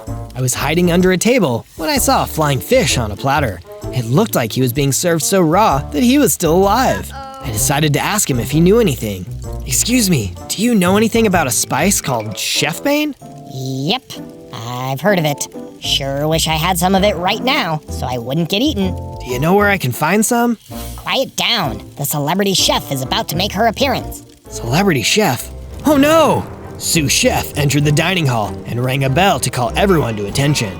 She had tarantula bodyguards with her. Attention diners, I am Sous Chef, and I will be your celebrity chef this evening. Our special is... She looked down and saw me under the table. Shark soup! Get that rotten shark! Yikes! Sous Chef and her tarantulas ran towards me, so I used a dash attack to catch her off guard. She struck back with her cooking knife and sliced away most of my hearts. I would be sashimi if I took another hit like that, so I decided to improvise. Actually, tonight's special is tarantula salad. The mummies hungrily turned towards the tarantula bodyguards and started to attack them. No, it didn't! Stop this! I made a break for the exit. I hate to dine and dash, but this time I had to. While I was on my way out, the flying fish flew after me. Wait, take me with you. I'm a carnivore too. That's good enough for me. Welcome to the team, Mr. Flying Fish. On days 36 to 39, I convinced the others to let the flying fish stay inside of our base with us. What do you say, fellow sharks? I thought this base was only for sharks who are hiding from the chef. He's a fish, and we're sharks. Won't he be afraid of us? It's fine. He can eat the rabbits we've been farming, and we have plenty for all of us. Once that was settled, I went to my room and consulted the enchanted cookbook that I got from the card shark in order to search for a new location to travel to in my search for Chef's Bane. Let's see here. The Great Pyramid of Pizza was a dead end. Oh, maybe I'll have better luck in the Marshmallow Swamp. Me and Hammerhead then proceeded to do some more work on the statue. The design was really starting to come together, thanks to the lapis lazuli I had been mining. On days 40 to 43, I was on my way to the Marshmallow Swamp when I thought I saw another land shark nearby. Hello there, my name is Zozo. Do you need a place to hide? The mob that I thought was a shark turned around and I realized that he was actually a dolphin. A land dolphin. I'm good, thanks. I was just in the area looking for a heart of the sea. It's a kind of treasure usually found in the ocean, but for some reason, they can also be found on land in this place. It's pretty odd, said the land dolphin to the land shark.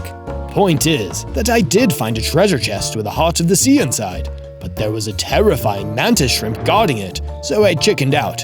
They're all yours if you're brave enough. Thanks for the info, Dolphin. Best of luck in your travels. I went to the place where the dolphin said he found the chest, and sure enough, the mantis shrimp was right there. Mantis shrimps were known for their lightning-fast attacks, so I knew that I had to rely on my toughness. I launched a few arrows before dashing into battle and biting away. The mantis shrimp knocked me back with a powerful strike, which did 5 hearts worth of damage, but that left him wide open. I drank a health potion and attacked him while he was recharging his attack.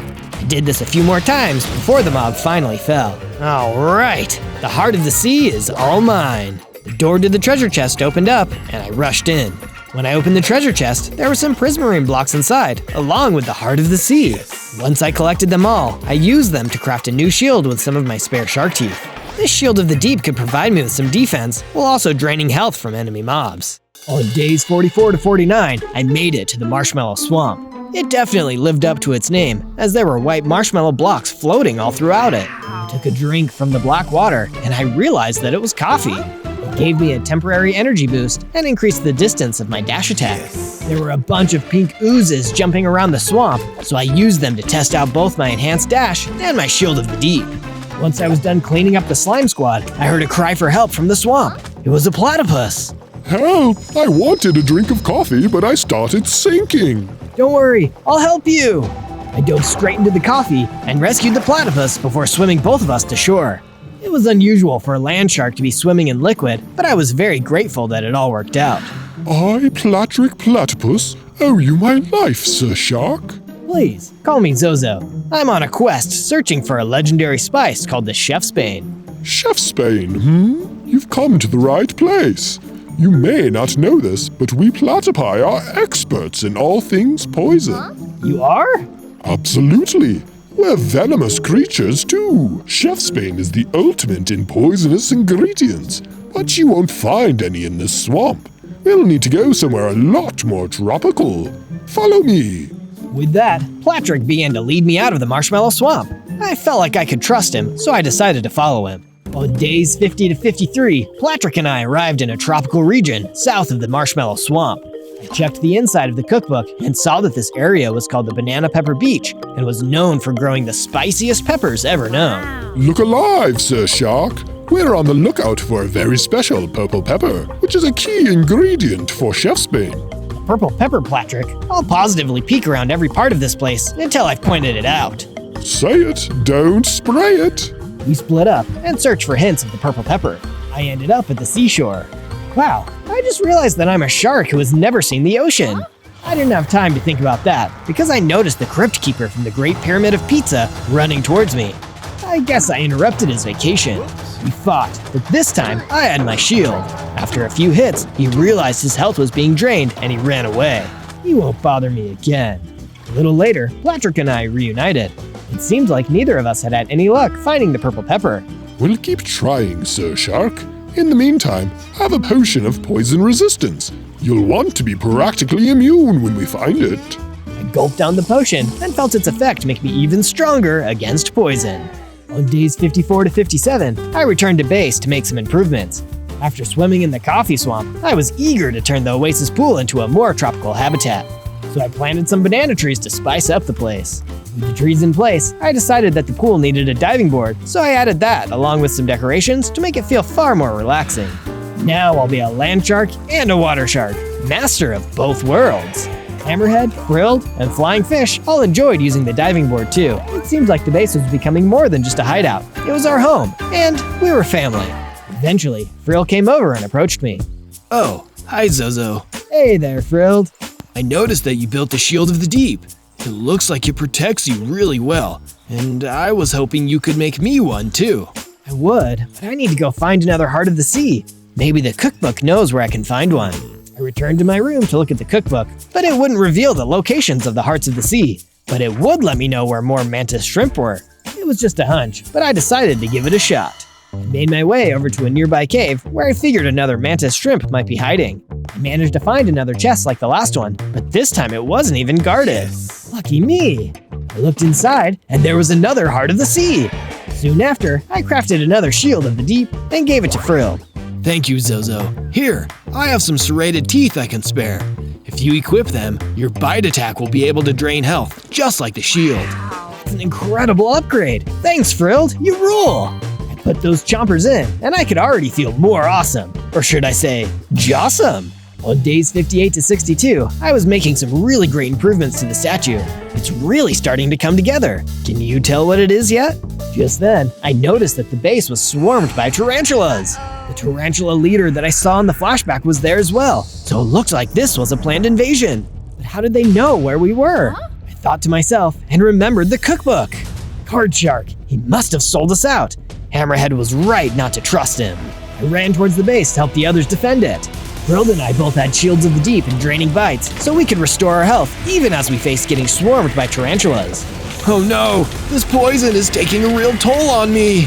Right, I forgot. I'm the only one immune to poison. Go get some honey and cure your poison, Frilled. I'll go help Hammerhead. Hammerhead was the one I was the most worried about. He wasn't immune to poison either, and on top of that, he didn't even have a shield. By the time I got to where he was, Hammerhead was being dragged away. Hammerhead! He called out to me while the spiders took him away. Make sure Card Shark pays for this. Don't worry, buddy. I will. And then we'll come save you. I was so afraid. There was nothing I could do. My best friend had just been kidnapped. On days 63 to 66, I returned to the Village of Trouble in order to get back at Card Shark for selling the rest of us out. I barged into the saloon where he usually hung out and saw him in the middle of a card game. He wouldn't be for long. Hey, Card Shark, I need to talk to you. Yeah, well, if it isn't my old shark friend, I'm surprised to see you here, and alive. You know why I'm here. You betrayed us. Now, remember the good times we had. I gave you that cookbook, remember? Your cookbook didn't help me at all. All it did was lead me to a bunch of dead ends. The purple peppers to make Chef's Bane weren't even where they were supposed to be.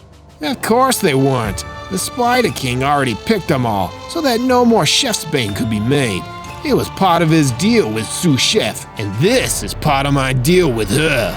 He started throwing poker chips at me like arrows. I raised my shield and blocked them. Then I dashed in and gave the Card Shark a well-deserved bite. Good one, but I'm tougher than that. I am a shark, same as you. No, not anymore. He tried punching me, but I followed up with a harsh draining bite and defeated him. That was for Hammerhead. With Card Shark defeated, I left Trouble and followed the many footprints that tarantulas left in the sand. I hoped the Hammerhead was all right. I don't know what I'd do if he got turned into soup. On day 67 to 70, I tracked the tarantulas to Cobweb Castle. I knew that Hammerhead could be here, as well as the purple pepper ingredients needed to make chef's bane. There were a whole lot of tarantulas around, but I was a whole lot of shark, and their poison wouldn't work on me. Fought my way to the throne room and found Hammerhead restrained in a web. Zozo, is that you? Don't worry, Hammerhead, I'm coming to help you. I moved closer to the throne when suddenly the king of spiders dropped down from the ceiling. 2 sharks for the price of 1. The boss is gonna be extra happy with me. The boss is never gonna see you again, Spider King, not unless you get out of our way. Big talk for a silly little shark. Let's go. I leaped at the king of spiders and started biting his long, scary legs. Ow! Is this what being bitten feels like? Can't believe I've been doing this for years. The jagged shark teeth were too much for him. The Spider King ran off, leaving through a pathway. After that, I freed Hammerhead by shooting an arrow that destroyed the cobweb prison he was in. Hammerhead, let's check where the Spider King ran off to. Maybe the purple peppers are in there. Good idea, Zozo. From day 71 to day 74, Hammerhead and I entered the secret pathway that the Spider King had left through. On the inside, there was a creepy dungeon waiting for us. Whoa, this place looks so spooky, Zozo.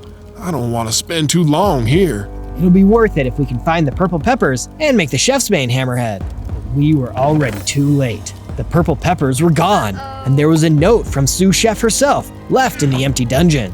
You underestimate me and my minions, Zozo. Did you really think I'd just leave the purple peppers here? Silly little shark. Only a chef of my caliber would know what to do with such an ingredient. I'd say I'm sorry to disappoint you, but it's actually very funny to me. I'll see you at dinner, my dear. Me and Hammerhead were devastated. All this work and risk for nothing. It's okay, Zozo. At least you saved me. Let's go back to the base and figure out what to do next. From day 75 to day 78, I brought Hammerhead back to the base. I didn't want any more spiders to invade us at night, so I put up a new layer of defense. Hopefully a little fire will scare those creeps away. That's when Hammerhead approached me and gave me an enchanted book. What's this, Hammerhead? It's the sharpness enchantment, Zozo. It'll make your shark teeth extra sharp and dangerous. Oh, heck yeah, just what I need. I went inside and applied the enchantment book to my teeth. And I got those extra sharp teeth just in time, because the king of spiders who narrowly escaped in the Cobweb Castle was back, and he meant business. Time to end this once and for all. As the king of spiders ran in, I lunged forward and chomped him. In one bite, he was finished off, and that made me level up. I grew into a land great white with 25 hearts and the water speed ability, which made me twice as fast in water. Even though I'm a land shark, this might come in handy later. But that wasn't the only thing that the king of spiders dropped. He also had a note, which I picked up and read. It must have come straight from Sous Chef. Once Zozo has been destroyed, find the straddler in the forest. You know what to do. I was starting to get really sick of reading notes from Sous Chef, but at least it could be a valuable lead. From day 79 to day 84, I searched the forest for the straddler. If he was somehow connected to Sous Chef, he might be able to give me some information. Straddler? Straddler? Hello?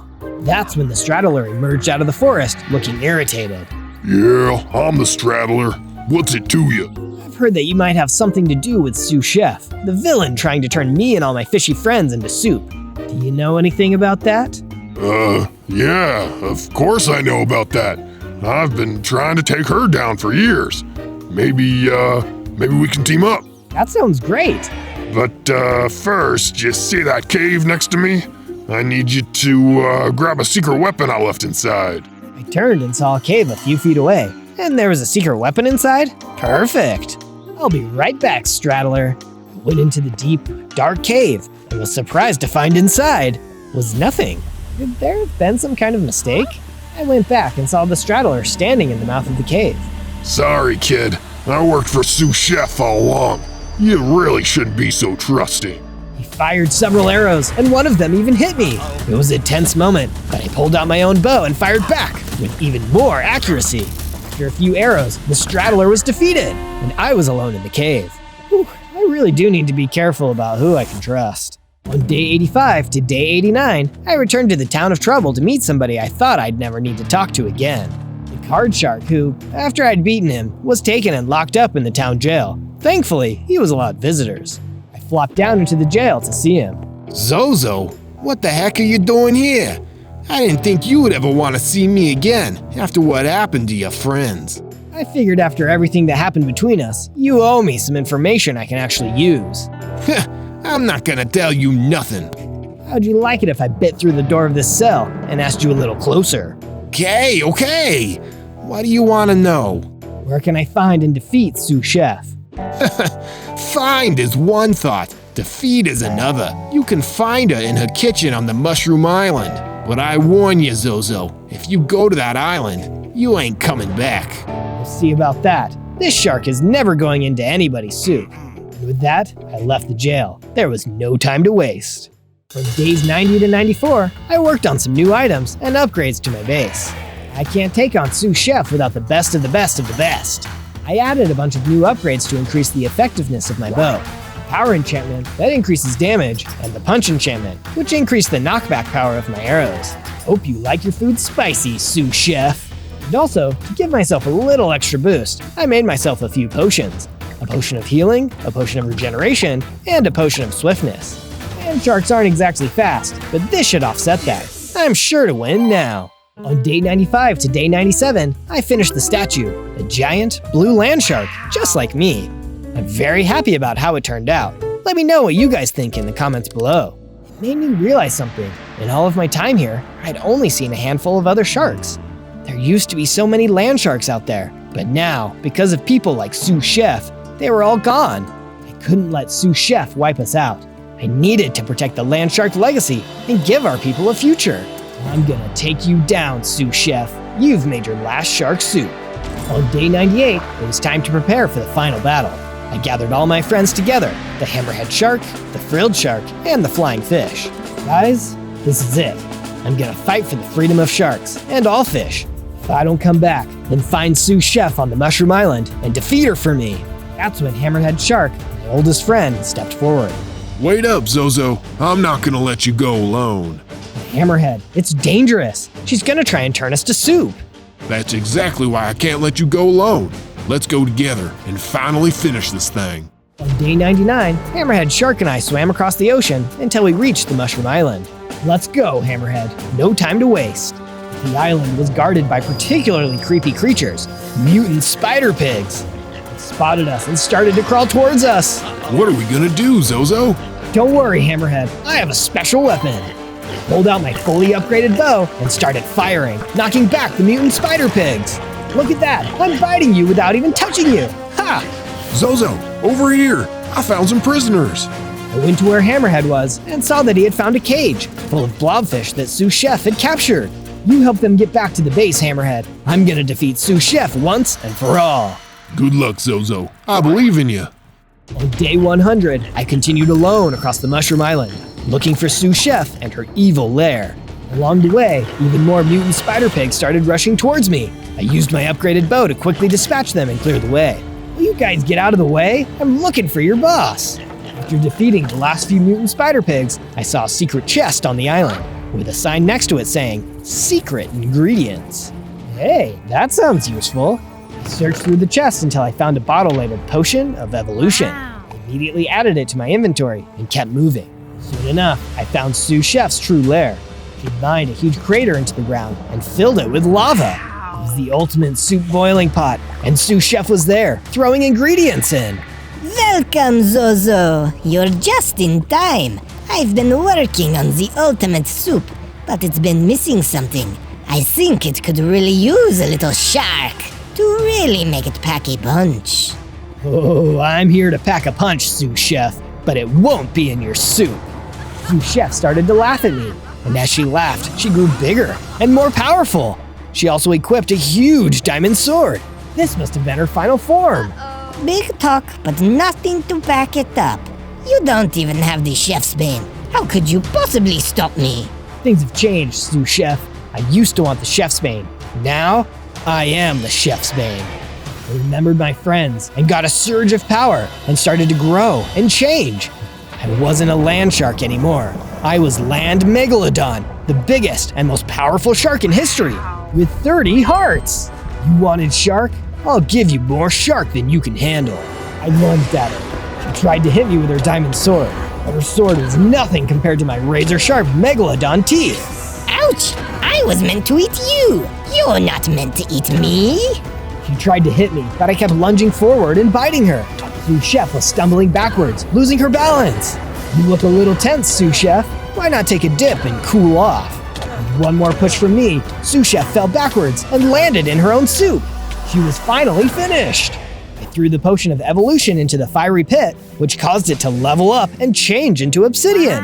Now no shark will ever be cooked here again. With Sous Chef gone, I returned back to my base, where the hammerhead shark, the frilled shark, the flying fish, and the blobfish were waiting for me. Want to head out for a meal to celebrate our victory? Sure, anything but soup.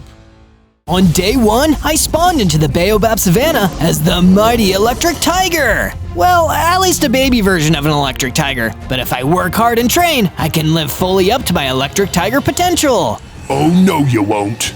I looked in front of me and saw a massive, hulking squall golem thundering towards me. He was so much bigger than me, the size difference was terrifying. Listen, mister, I don't want any trouble. I'm Zozo. What's your name?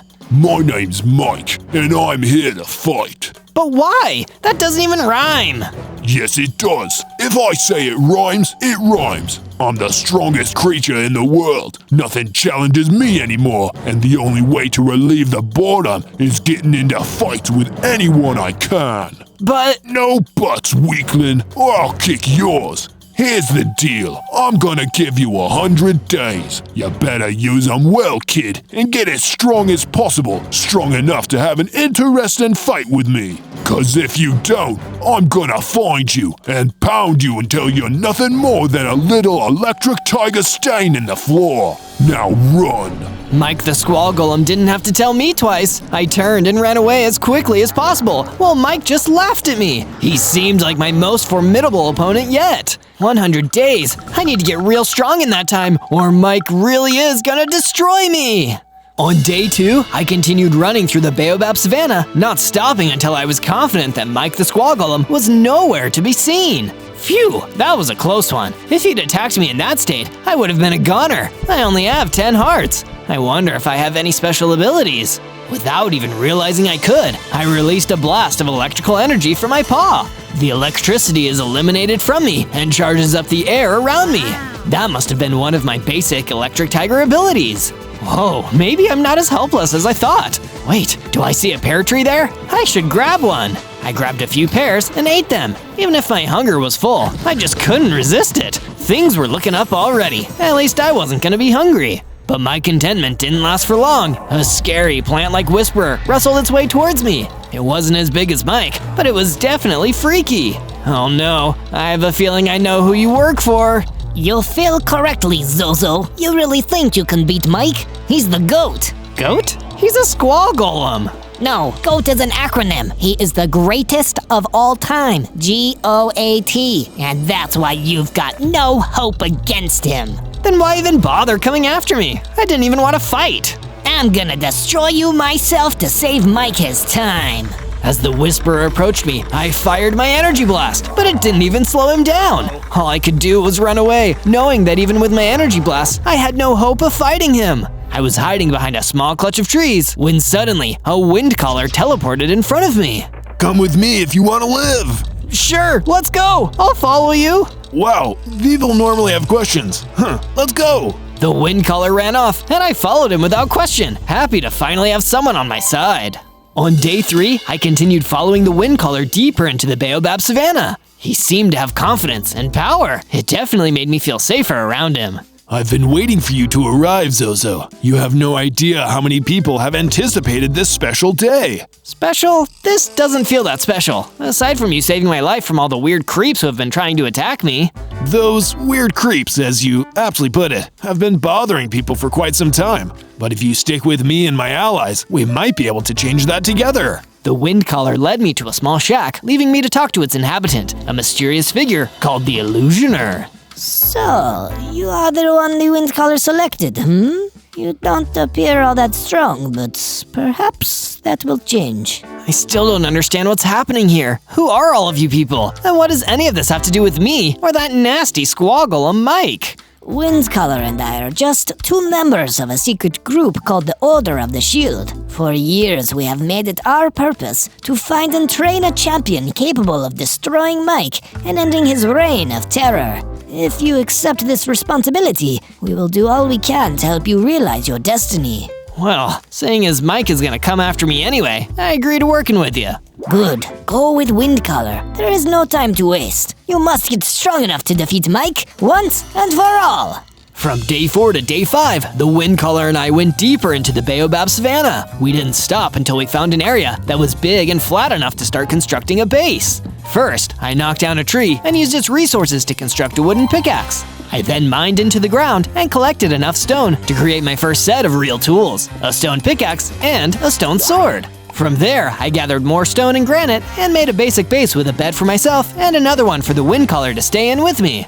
You've done great work here, Zozo. You show promise. With time, you will become a great warrior, capable of taking on Mike and showing him what we are all capable of. I want to get stronger, Windcolor, but I'm not sure where to start. How can I become more powerful? I can help you with that, Zozo. I'll give you a portion of my power, and that will give you a foundation to build on. Stay still, please. The Windcolor fired and energy blasted me. The second it hit me, I started growing, becoming bigger, and had the ability to summon lightning strikes. I tried it out on some grass, and it was fantastic. Wow, I'm really starting to live up to my electric tiger name now. From day 6 to day 8, I decided to explore a new part of the savannah and test out my new powers for real. Energy blasts and lightning strikes. I'm a force to be reckoned with. And those powers would soon come in handy because I saw an innocent fungus thrower being attacked by that nasty whisperer who'd attacked me earlier. I'm not gonna let this stand. As I ran in, the whisperer's attention was turned to me and the fungus thrower was able to escape. It was just me and my old enemy now. Hey, you ugly plant. You again? I didn't expect to see you after you ran off like a coward last time. I'm no coward whisperer, and I'm about to prove it. Talk is cheap, Tiger Boy. Let's go. I unleashed a powerful lightning strike on the whisperer, and this time it was completely destroyed. My electric tiger powers were coming in clutch already. Yo, fungus thrower, it's safe to come out now. I'm friendly, I promise. When I found him on the beach, the poor lad was shivering from fear. Dude, that was scary, but also amazing. I thought I was a goner, and then you came in like a superhero, like bam, zow, kapow. It was awesome. Well, I don't like to brag, but I guess it was pretty awesome. You're real good at this whole fighting bad guys thing, dude. Tell you what, I know there's a real nasty bad guy not far from here. Follow me. Let's see if you can beat him. Sure, it couldn't hurt to try. Let's go. From day 9 to day 10, I followed the fungus thrower into the bamboo jungle until we reached a clearing. There, a freaky frozen zombie was waiting. Yikes, that thing seems unpleasant, but a promise is a promise. I ran in and unleashed a lightning strike against the frozen zombie, but it didn't seem to do anything other than annoy this particularly frosty member of the living dead. The frozen zombie chased me, and all I could do was run away as fast as I could. When I'd managed to lose the frozen zombie, I rendezvoused with the fungus thrower again. I'm really sorry for letting you down on this one, man, but I just don't think I'm strong enough to take down that frozen zombie yet. It's chill, dude. You did your best, and that's what matters. Tell you what, why don't you come and stay at my base while I get stronger? You seem like a cool guy. I'd love to hang out with you some more. Oh, you're too sweet, man. Let's do it. From day 11 to day 12, I returned to my base with the fungus thrower. It was exciting to have another friend added to my team. Fungus thrower left to relax while I built a new room for him, along with the rooms for me and the Windcolor. What do you think, buddy? This looks awesome, Zozo! I can't wait to hang out here! And hey, I got a little restless while you were building the bedroom, so I built a couple of upgrades of my own. Go take a look! The upgrades that the fungus thrower had created were truly awesome. He'd made a beautiful path connecting all the buildings and a storage room for the base, with a furnace that I could use to smelt and forge metal. Say, that gives me an idea. I searched until I found a cave that might contain some valuable materials, and sure enough, right at the entrance, I found a rich vein of iron ore. I mined and collected a bunch of it before going back to my base. Once I was there, I used my furnace to smelt the ore into ingots. Then I made a full set of iron tools. I still had a little left over, so I used that to make an iron helmet and a chest plate. This looks awesome! So I've got shelter and weaponry covered. Now, I need to make sure my food sources are sustainable too. I built a small chicken farm on my base and herded a few chickens inside so I'd never run out of eggs or yummy chicken. From day 13 to day 15, I spoke to my mentor, the Windcaller, and asked him if he knew any other ways I could train and get stronger. A very good question, Zozo. To become a better fighter, you need to fight and hone your battle tactics. I've heard reports of another one of those sinister whisperers wandering around the bamboo jungle. Go out there and defeat it to grow your strength. Because everything Windcaller had said so far hadn't led me astray, I followed his advice and went out to the bamboo jungle again. I searched until I found the whisperer that Windcaller had told me about. I will destroy you in the name of Mike. Not if I destroy you first, Whisperer. With my new iron sword, it wasn't hard to battle the Whisperer into submission. When the Whisperer was destroyed, it dropped a potion of strength onto the ground. Perfect timing. I was starting to feel super thirsty. I picked up the potion of strength and drank it, and I felt the change immediately. I started to get bigger, stronger, and my hearts grew to 30. The Windcaller was right. Fighting that Whisperer did make me stronger. From day 16 to day 19, I continued exploring the overworld until I came upon the Cypress Swamplands. It was a strange, mystical place, and the more I wandered around, the more I got the sense that something important was waiting for me here. And that feeling proved to be right when I came upon an ancient book of secrets laying around. I decided that it might be worth reading, so I flipped through until I found a section called How to Defeat Squall Golems. Wow, that's appropriate. A section read, the stony flesh of a squall golem may seem impenetrable. Even diamond swords and the strongest of arrows just seem to bounce off. But if one could obtain a sword of netherite, then the playing field would be evened. A netherite sword? I need to get my hands on one of those then. My moment of victory was interrupted by a pair of whisperers suddenly appearing and wandering towards me. They must have come here to stop me from reading this book of secrets. You overgrown weeds can't scare me! With my lightning strikes and energy blasts, the three whisperers were destroyed for good! From day 20 to day 22, knowing that I needed a netherite sword to truly defeat Mike the Squall Golem, I went back to the mining cave looking for more material. Sadly, I couldn't find any diamonds or netherite down there, just more iron ore. I mined a bunch of it and went back to my base where I smelted it into ingots and made myself the rest of my iron armor. If you can't invest in your attacks, you might as well invest in your defense. My recent increase in strength reminded me of an old unsettled score. I needed to defeat the frozen zombie for my friend the fungus thrower. Time to send that zombie to its eternal resting place. I returned to the bamboo jungle and hunted down the frozen zombie that had given me trouble all those days ago. With my iron sword, I was able to defeat the nasty undead once and for all. It probably won't be long before I'm strong enough to take on Mike and win. I wouldn't be so sure, weakling. I turned and saw Mike himself was standing right behind me. I wanted to run, but this time I stood my ground. I'm not scared of you anymore, Mike. I know the secret. I just need to get my hands on a netherite sword. I'm a champion of the Order of the Shield. What's so funny? You think you're the first champion? You think you're the only one who knows about netherite swords? I've destroyed 100 foolish champions like you, and you'll make it 101. Mike punched me, taking off a frightening number of hearts. All I could do was run for my life. I was clearly still not strong enough to face him yet. From day 23 to day 26, I went back to my base and informed the fungus thrower that I defeated the frozen zombie of the bamboo forest. Way to go, Zozo! You've no doubt achieved a whole new level of strength from that battle. And I plan to get even stronger now that I was able to fulfill my promise to you. Oh yeah, buddy, I know you can. I knew that I needed stronger materials in my inventory if I really wanted to work my way up to that netherite sword, so I went digging for more iron in my mining cave. While there were still no diamonds to be found, the iron ore was plentiful. I helped myself to as much of the iron as I could carry and smelted a bunch of it down into some more ingots. I made a temporary smelting location to smelt the iron while I mined. I already had a set of iron tools and armor, so out of all the iron, I made an anvil, so we can repair our gear when it loses durability. My pickaxe can be the first candidate to get repaired. Once I was done mining, I went above ground to my base where Windcaller was waiting for me. Zozo, I've given the base a new addition that will be sure to keep you safe while you build up your strength. That sure is nice of you. Consider it my thanks for all the hard work you've put in so far. I went to see what the Windcaller had added to the base and found a well-constructed security bunker to hide in case of invasion. This looks like it will come in handy. From day 27 to day 31, I was far away from the base, exploring the cypress swamplands when I had first learned about the existence of netherite swords. If I remember my last visit correctly, I also defeated a couple of whisperers while I was here. The whole area looked totally peaceful now, without any of Mike's minions to be seen. As I was taking in the pleasant vibes, I was approached by a kindly Fletcher, who seemed rather happy that the swamplands were free of baddies. Wowee zowie! You must be Zozo the Electric Tiger. I heard you took down those whisperers some days ago. That's me. I'm the toughest, and only electric tiger around. That's wicked awesome. It's good to know that there are people out there looking for strength who are also nice and willing to stand up for the weak. I will do my best to help those in need. I heard there were some other whisperers skulking around and looking to challenge you. They must really want to stand up for that Mike guy. I can take them. Do you know where they are?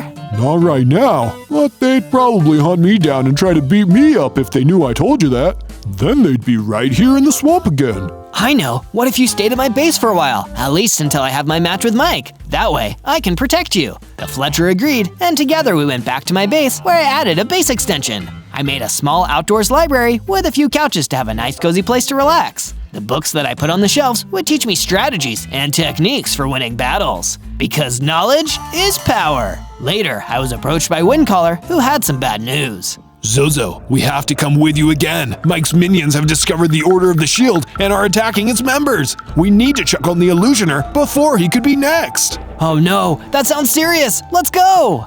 From day 32 to day 35, Windcaller and I crossed the Baobab Savannah to reach the Illusioner's shack. When we found the place, it was too late. The shack was under attack by a Whisperer, and the Illusioner was desperately fighting for his life. You Order of the Shield fools can't win! Mike makes right! The saying is might makes right. What you said is just silly. You're calling us silly? Just for that, you're going to die. The Whisperer destroyed the Illusioner right before our eyes! You monsters! Talk about pathetic. Is this all the Order of the Shield is made of? You're dead wrong. I'm Zozo, the Electric Tiger. I am the champion, and I'll show you how strong I am. I called down a lightning strike, getting the Whisperer's attention and dealing a bunch of damage in the process. With a few swings of my iron sword, I made that Whisperer pay for what it did to the Illusioner. More Whisperers emerged from the edges. I was so angry, I didn't even need to use my energy blasts to bring the pain and take them all down. When the battle was over, Windcaller and I planned what our next move would be. We need to be on the lookout for any other mobs that are working for Mike. Curse him! We were too late to save the Illusioner from his rampage! We'll keep an eye out for the other surviving members of the Order of the Shield, and once we're together, we'll help you become the strongest champion you can be. From day 36 to day 39, I returned to the bamboo jungle so I could practice all my most powerful fighting moves in a safe place where none of my friends would get hurt. I was tossing around energy blast when I blasted away some bamboo and found an iron golem hiding nearby. Whoa, easy with those blasts. You could knock somebody out with those. My apologies, I didn't know you were here. Sometimes I don't know my own strength. Oh, no, it's okay. I actually have been searching for someone strong enough to defeat the ruthless roaming Ravager. If it's a worthy opponent that gives me a chance to test my skills, then I'm 100% game. Where is this Ravager anyway? I'll show the way, oh mighty Electric Tiger. I was brought to another part of the bamboo forest where the ruthless roaming Ravager was running around. It was my time to bring that bad boy down. I fired some energy blasts from my paws, and the Ravager responded by jumping over to me and making a few attacks. I countered with my iron sword. The battle raged on for a while, but I knew from the start I would come out on top.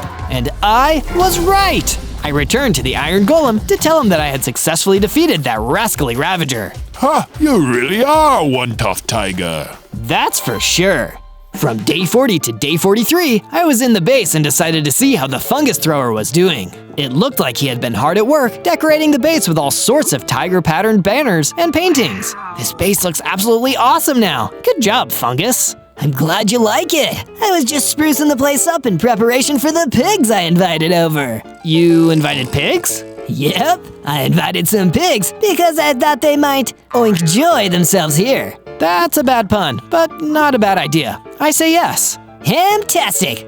I mean, fantastic! The pigs that Fungus Thrower invited arrived soon after and were the life of the party. I even got to train my defenses against their classic pig pile technique. After entertaining our fine piggy guests for a while, I went for a walk out in the base and ran into Fletcher. Everything all right, Fletcher?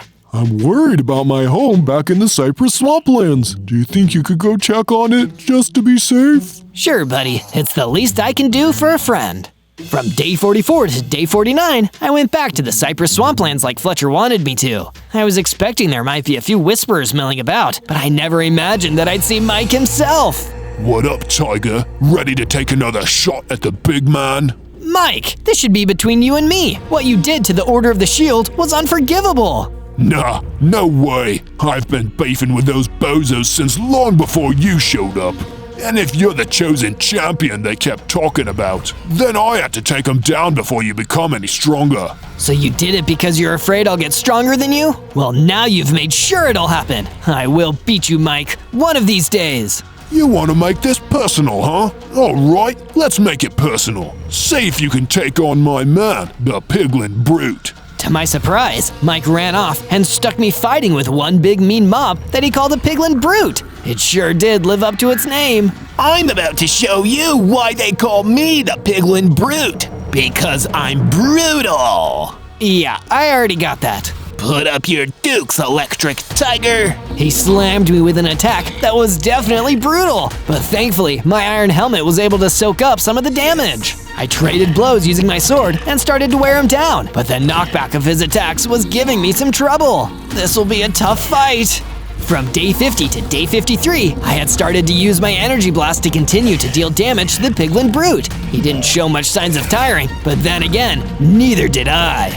I can see why the Order of the Shield was impressed by you, but you can't really be the champion who will defeat Mike because I'm about to take you down. Wouldn't bet on it, Brute. I launched a couple of strikes at the Brute, then I hit him with my sword and knocked him off balance so I could defeat him with some classic Electric Tiger Energy Blast. Bye-bye, Brute. You were my biggest and meanest opponent yet, but I've won this round. The Piglin Brute disappeared, and I soon found an item that he dropped. It was a map leading to Mike's fight club. This is quite a discovery. I didn't know whether Mike expected me to find this or not, but either way, this meant that I could go to his base whenever I wanted. From day 54 to day 57, I cleared the Cypress Swamplands of all remaining hostile mobs so that Fletcher wouldn't have to worry anymore. The last one in the area was especially tough, a Vindicator who could take a lot of hits from my iron sword.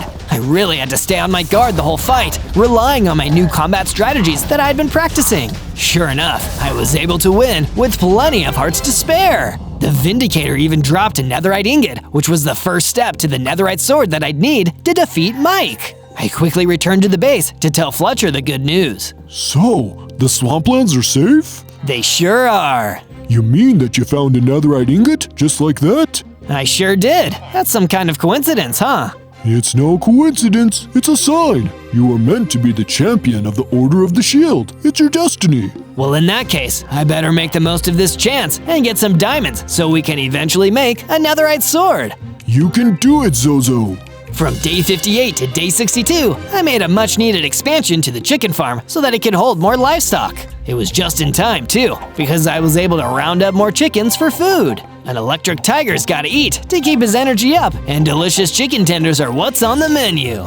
Next, I delved down to the mining cave to have another look for the diamonds I would need to craft a diamond sword. I had to explore pretty deep, but soon enough, I managed to get my pickaxe into some diamonds. There's many diamonds here. I might believe in destiny after all. I mined for a while and found more than enough diamonds to make the diamond sword, which I planned on using as the foundation for the netherite sword I'd be making later. I used the rest of the diamonds to craft a diamond pickaxe and a full set of diamond armor for myself. Once I was satisfied with the amount of diamonds I had amassed, I returned to the surface of the base and met up with Windcaller. Hey, Windcaller, I've crafted a diamond sword.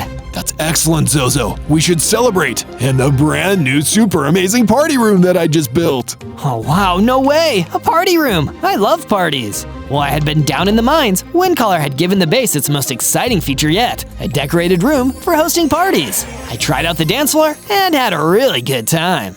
From day 63 to day 66, I was hanging out at the base with Fungus Thrower, discussing ways for me to become even stronger. If I could train in a new location, maybe I'd be able to discover some new fighting moves. I actually know just the place. If you train in the harsh sunlight of the desert, you'll increase your strength in no time. How do I find the desert? I'll show you the way on your map. The fungus thrower marked the desert as a location on the map I received from the fallen piglin brute. It looked like it was on the way to the biome where Mike's Fight Club could be found. I should get used to that path while I'm out there. I went to the desert and felt the sun beating down on me. This would be a good place to train, and I was in the mood for a fight with a scary opponent. Across the dunes, I saw one scary-looking wither skeleton. I moved towards him with my sword drawn, ready for battle. Hey you, wanna fight Zozo the electric tiger? No thank you. I don't want to fight, especially not a tough customer like you. Okay, I can respect that. We won't fight. Did you think just because I'm scary looking that I'd want to fight? You really shouldn't judge people by their outward appearances. Yeah, that was my bad. I'm very sorry about that, friend. Lesson learned. It happens to me a lot, I'm afraid. Just the other day, a Zoglin tried to pick a fight with me. I told him, no, wait for a strong person who wants to fight. Well, if that Zoglin wants a fight, I'll fight him. I came here to train anyway. From day 67 to day 70, the friendly wither skeleton brought me to meet the Zoglin, a dangerous opponent who was also looking for a challenging fight. The Zoglin agreed to fight me one-on-one so we could test each other's strength. Before the fight began, the wither skeleton took me aside so we could have a quick discussion. Are you sure you can win, Zozo? I didn't mean to put you in danger. I think I've got a chance, but thanks for being concerned. No, thank you for fighting this battle for me. That's what a strong person does. Now I'm gonna go kick some Zoglin butt. The fight between myself and the Zoglin was off to an exciting start when the Zoglin charged straight at me. I dodged his powerful tusks and hit with my sword while his back was turned. The Zoglin countered by hitting me with his tusks. I lost a few hearts, but I was still in the fight. I fired some energy blasts and used my signature lightning strike to deliver the last blow, defeating the Zoglin. Zozo, you did it! I am the Electric Tiger Zozo! Remember the name!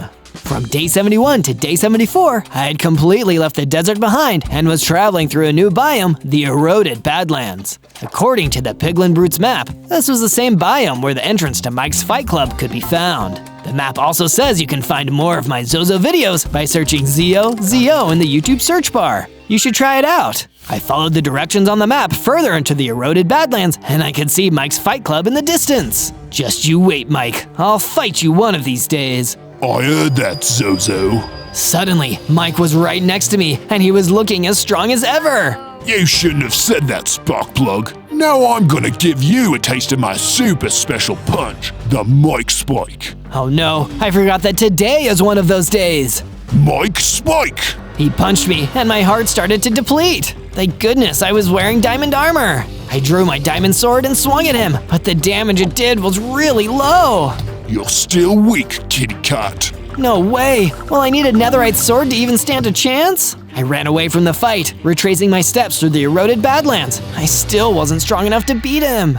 From day 75 to day 78, I followed the map home to my base and went directly into the bunker to work out. Somehow, I couldn't find the energy to train, probably because I was disappointed that I had to run away from Mike. Mike was the strongest in the world, and I still didn't have the netherite sword I would need to actually challenge him. From what he said before, even that might not be enough. Cheer up, Zozo. You have our strength too, so don't give up. It was Windcaller. He had come into the bunker to check on me and raise my spirits. Thanks, Windcaller. I'm feeling like I'm weak today, so I really needed to hear that.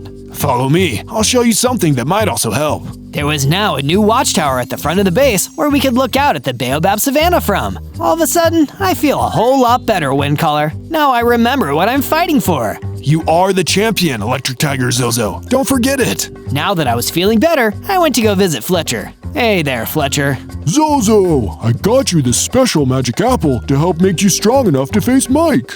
Well, an apple a day, as they say. I scarfed down the apple and began to grow into an even bigger electric tiger with 60 hearts. In addition to bigger damage and more health, I could also perform a special whirlwind attack. Mike won't know what hit him. From day 79 to day 84, I was feeling strong and decided to go back to the Eroded Badlands. This time, there was no sign of Mike, so I fought some skeletons to test my newfound strength. I wanted to prove to myself that I had what it takes to become the strongest. A nearby weaponsmith saw me defeat those mobs and thought that I was pretty cool, so he offered to upgrade my weapons. This is my chance to get a netherite sword. Yeah, no, absolutely. Just give me your diamond sword and your netherite ingots, and I'll take care of the rest. I gave the weaponsmith what he needed and waited in anticipation for him to finish my super cool netherite sword. It didn't take him that long, and I could tell just by swinging it that this netherite sword was the most powerful weapon that I'd ever had. Thank you, weaponsmith. I promise to use what you've given me for the side of justice. Go on and save the world. Every weaponsmith dreams of creating a hero's weapon.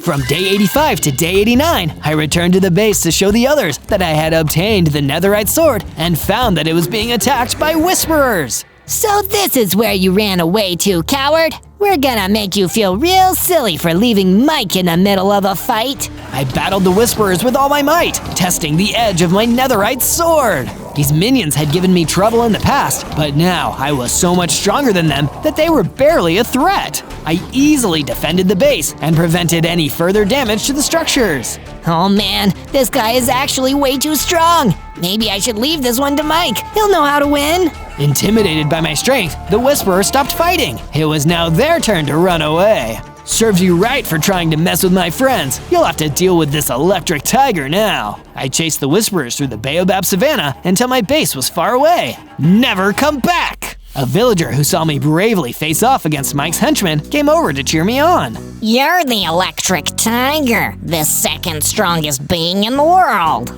Soon to be the most strongest, or first strongest, whichever sounds better. Do you think you can spare some of your strength and give me a hand building a bridge over the river? Sure thing, villager. I used the materials the villager gave me to finish building the bridge across the river.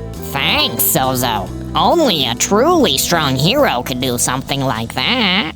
From day 90 to day 94, I continued onward across the desert and through the eroded Badlands until I saw on the map I was getting close to Mike's arena. I could see one of the whisperers who had attacked my base lingering nearby, and I drew my netherite sword in preparation for a battle. I'm here to see Mike. I'm going to challenge him for the title of strongest being in the world. Oh, no you didn't. You're gonna need to get this guy first. He's the second strongest in the whole world. An armored pillager showed up, taking the place of the whisperer as my opponent. I've heard people say that you're the second strongest in the world. Not true, because that's me. I've never beaten Mike, but I'll beat anyone who isn't Mike. You won't beat me. I'll take your title, then I'll take on Mike. Then bring it on, Zozo the Electric Tiger. The armored villager waited for me to make the first move, which I did, using my netherite sword. He blocked the attack and countered with a strike from his own weapon. I lost quite a few hearts and had to dodge back to avoid the worst of his attacks.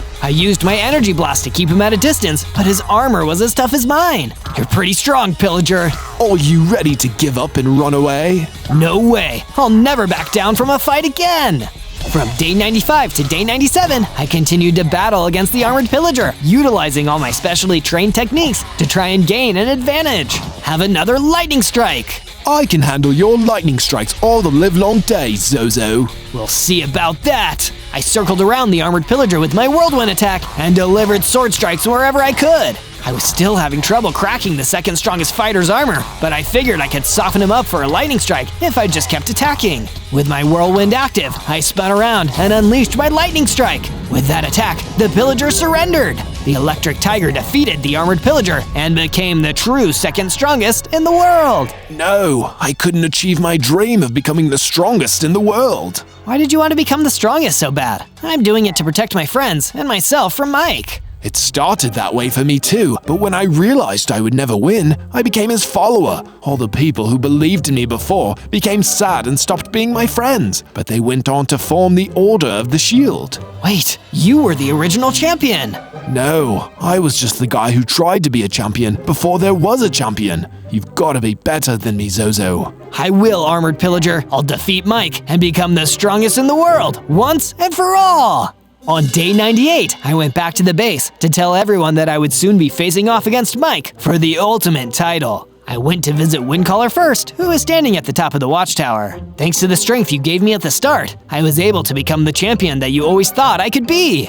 It was like I said long ago. My strength was the foundation, but you built it into something better and made it your own. Thank you for believing in me. Here is a bit more of my strength in the form of a potion. Drink it before you go into battle. Next, I met with Fletcher outside of the chicken farm. I wanted to assure him that once I was the strongest, I would use my strength to protect all of the biomes from evil. Very soon, the world will be safe. I'm glad I was able to help your quest for strength, Zozo. You gave me what I needed when I needed it most, and I'm so grateful that I was able to meet you. Make the most of your magic powers. The special techniques will be the key to victory. After Fletcher, there was only one last friend to thank, the fungus thrower, who was chilling in the party room. This room is the best room. Other than a mushroom, of course. That's a fungus. I look forward to hanging out after I beat Mike once and for all. It'll be a big celebration. On day 99, I made my way back to the eroded Badlands and saw the first glimpses of Mike's base. I approached, and there were the Whisperers waiting to stand in the way. Move aside, small fry. I'm here for Mike. You guys don't need to be involved. The Whisperers bolted for the hills, and I ran straight into Mike's base.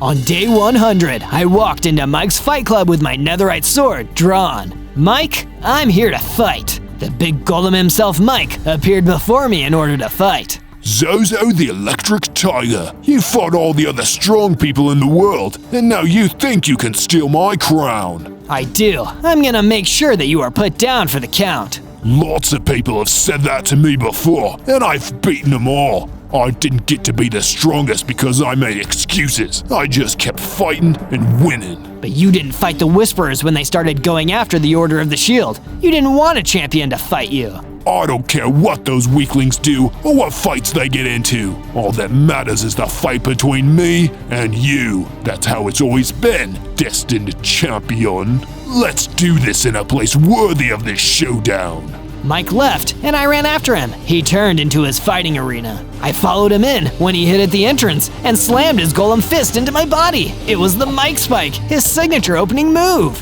I drew my netherite sword and dealt some real damage to him for the first time. I followed up with a whirlwind and a lightning strike. Mike threw me across the fight club. Then he jumped and slammed onto me, dealing a lot of damage. He tried to attack again, but I hit him with an energy blast. He caught him off guard, and I was able to land a bunch of other energy blasts after. Then I remembered to drink up the strength potion Windcaller gave me. I felt much stronger now. As we stood there, swinging away at each other, hit after hit, I was wearing the golem down. Eventually, one of us fell. Mike actually dropped. Yes, Zozo the Electric Tiger wins! I had completed the 100-day challenge to defeat the strongest being in the world. I had won! On day 1, I spawned into the ancient forest as a super cool elemental wolf, a wolf spirit tuned into the power of the elements. This is awesome! And I've got 10 hearts too. That's so exciting. I wonder what I can do. I concentrated hard and blasted a powerful ball of energy. This would be an excellent weapon if anybody tried to attack me. And that was exactly what happened. A ghast floated out between the trees before me. What? Why are you here? Aren't ghasts supposed to stay in the nether? You know nothing, little wolf. The world is changing, and the wheel of time turns on the command of our master, Fungi the Mushroom Lord. Will you swear your allegiance to him? What? Fungi the Mushroom Lord? I'm not gonna swear allegiance to anyone if I don't know what they stand for. If you are not the servant of the Mushroom Lord, then you are his enemy, and it is my duty to destroy his enemies. All glory to the Mushroom Lord! The ghast started firing deadly fireballs at me. I was lucky that with my elemental powers, I took less elemental damage from the fire than a normal wolf did. I turned and ran as fast as I could, losing the ghast somewhere behind me. I wasn't expecting to get attacked so early, and who was this Fungi the Mushroom Lord? Before I could take the time to process any of this, zombies came shambling towards me out of the trees. In a moment of panic, I hit them with an energy blast, destroying them. Using my powers like this is exhausting. I need to find somewhere to sleep and figure all of this mess out. I found some shade beneath a tree and laid down to get some sleep. On day 2, I woke up from under the tree and went exploring the ancient forest. It seemed that this experience wouldn't be as awesome as I thought. I need to find out everything I can about this Mushroom Lord and why nightmarish nether creatures like the ghast are serving him. But first, seeing as how my powers exhaust me, I need some tools and some food.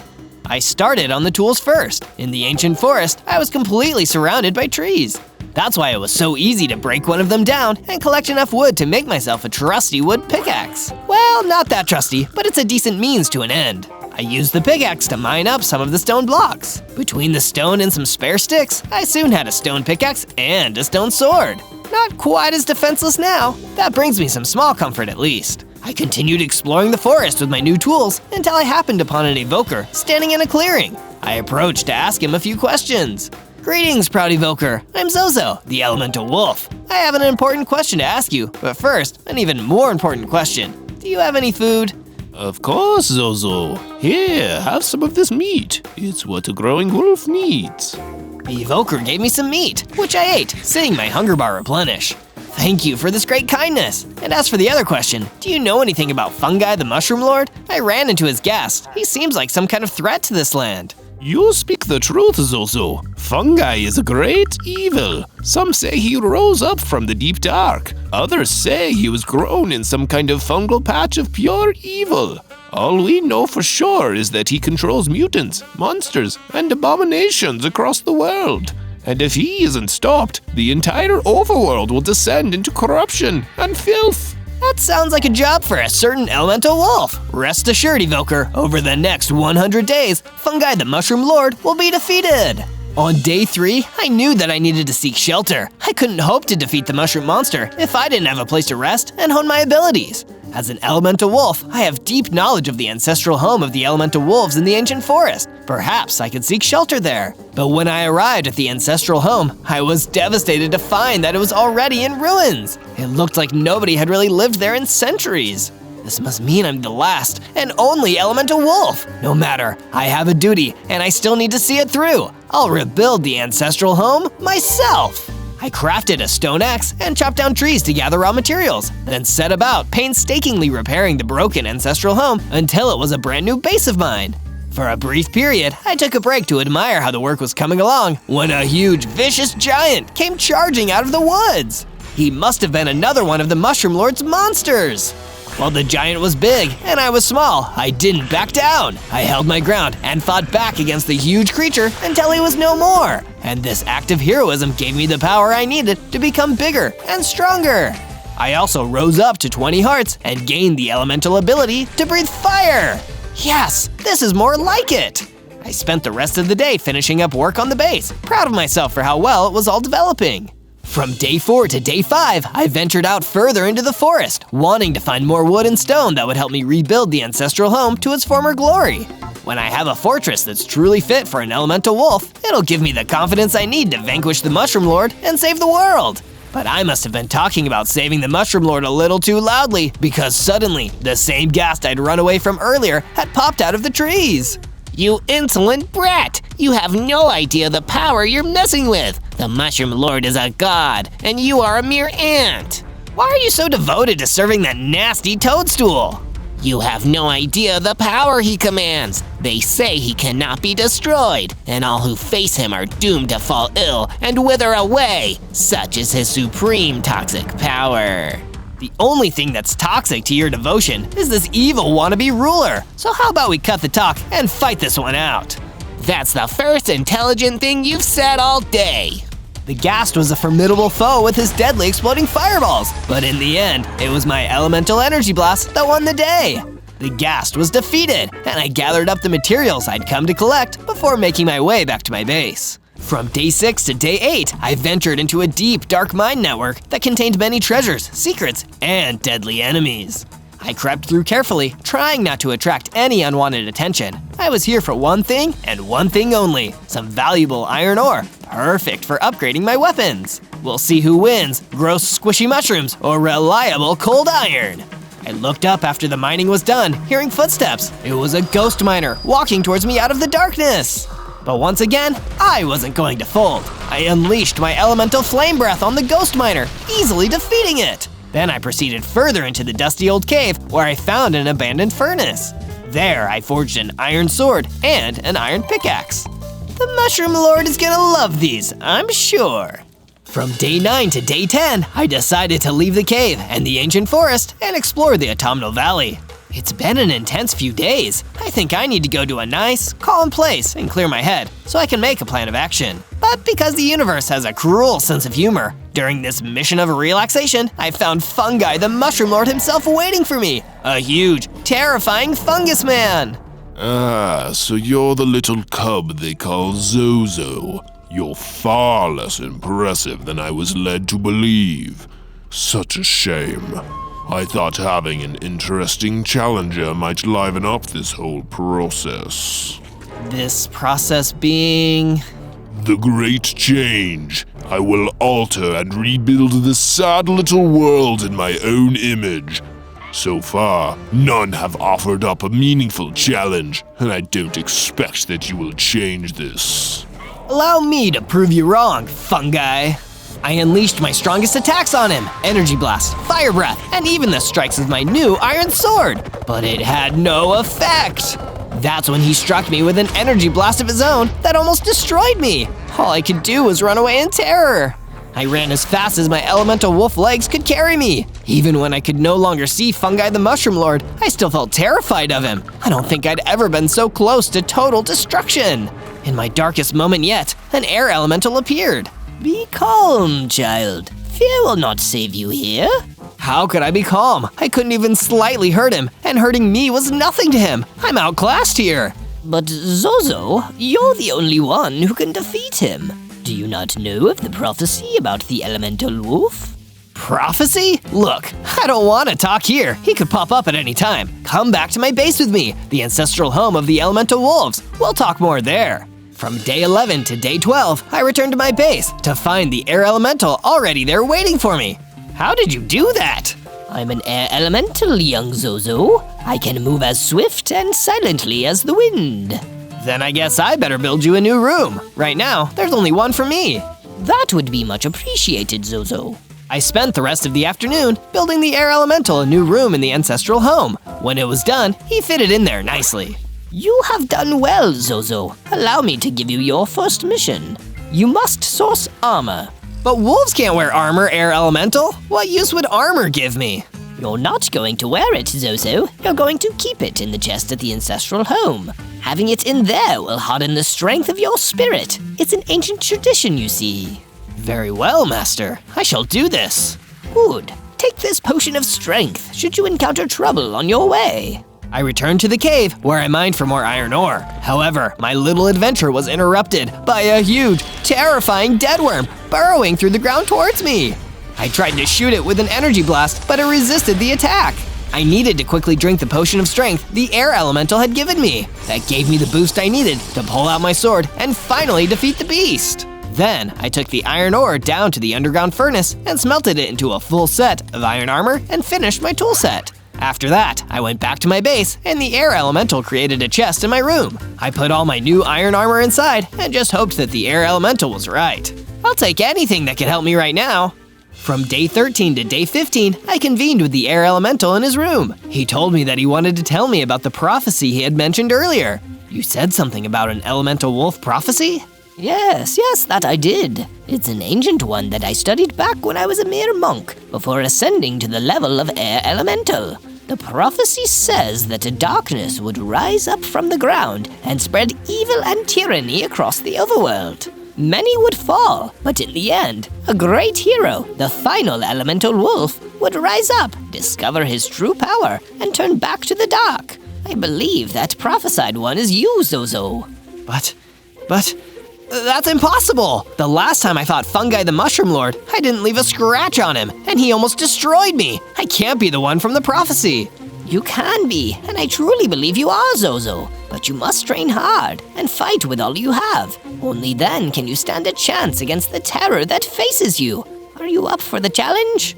I'll have to think about it. From day 16 to day 19, I woke up to find that the base was eerily quiet. I searched around, but I couldn't find the air elemental anywhere. This isn't good. I sense that something terrible has happened. I need to follow my elemental intuition and find him before it gets any worse. I followed my senses out to the cold swamplands. There, I couldn't help but feel paranoid. It was like I was being watched every step I took. And those senses paid off because suddenly an ender creeper teleported in front of me. The Mushroom Lord was right. You fell right into a trap, little silly woofy. And you think you're gonna be the one who defeats him? Embarrassing! What did you do with the air elemental? If you hurt him, You what? There There's nothing you can do. Nothing except be destroyed. The Ender Creeper ran at me, preparing to explode. He probably would have blown up half the swamplands if I hadn't hit him with a quick energy blast, destroying him before he had a chance to destroy me. Man, the people that the Mushroom Lord are sending after me really are dangerous. Suddenly, the air elemental popped out of nowhere. He must have been bound by some kind of dark magic until I defeated that awful Ender Creeper. Zozo, you saved me! You're a true hero! Thank you so much for this! Master Air Elemental, I'm so happy you're alive! This is amazing news! I'm going to return to the base to regain my strength. Stay safe out here, Zozo. Fungi the Mushroom Lord has agents everywhere. The Air Elemental left, and I continued exploring the eerie cold swamplands. During my search, I found a few zombies and was able to defeat them with my deadly iron sword. That gave me enough XP to level up again, becoming bigger, stronger, going as high as 30 hearts, and gaining a new ability, Claw Attacks. That feels appropriate for a wolf. I decided to leave the swamp, but on the way out, I ran into a wise-looking gold pig. You seem like you're in a hurry, son.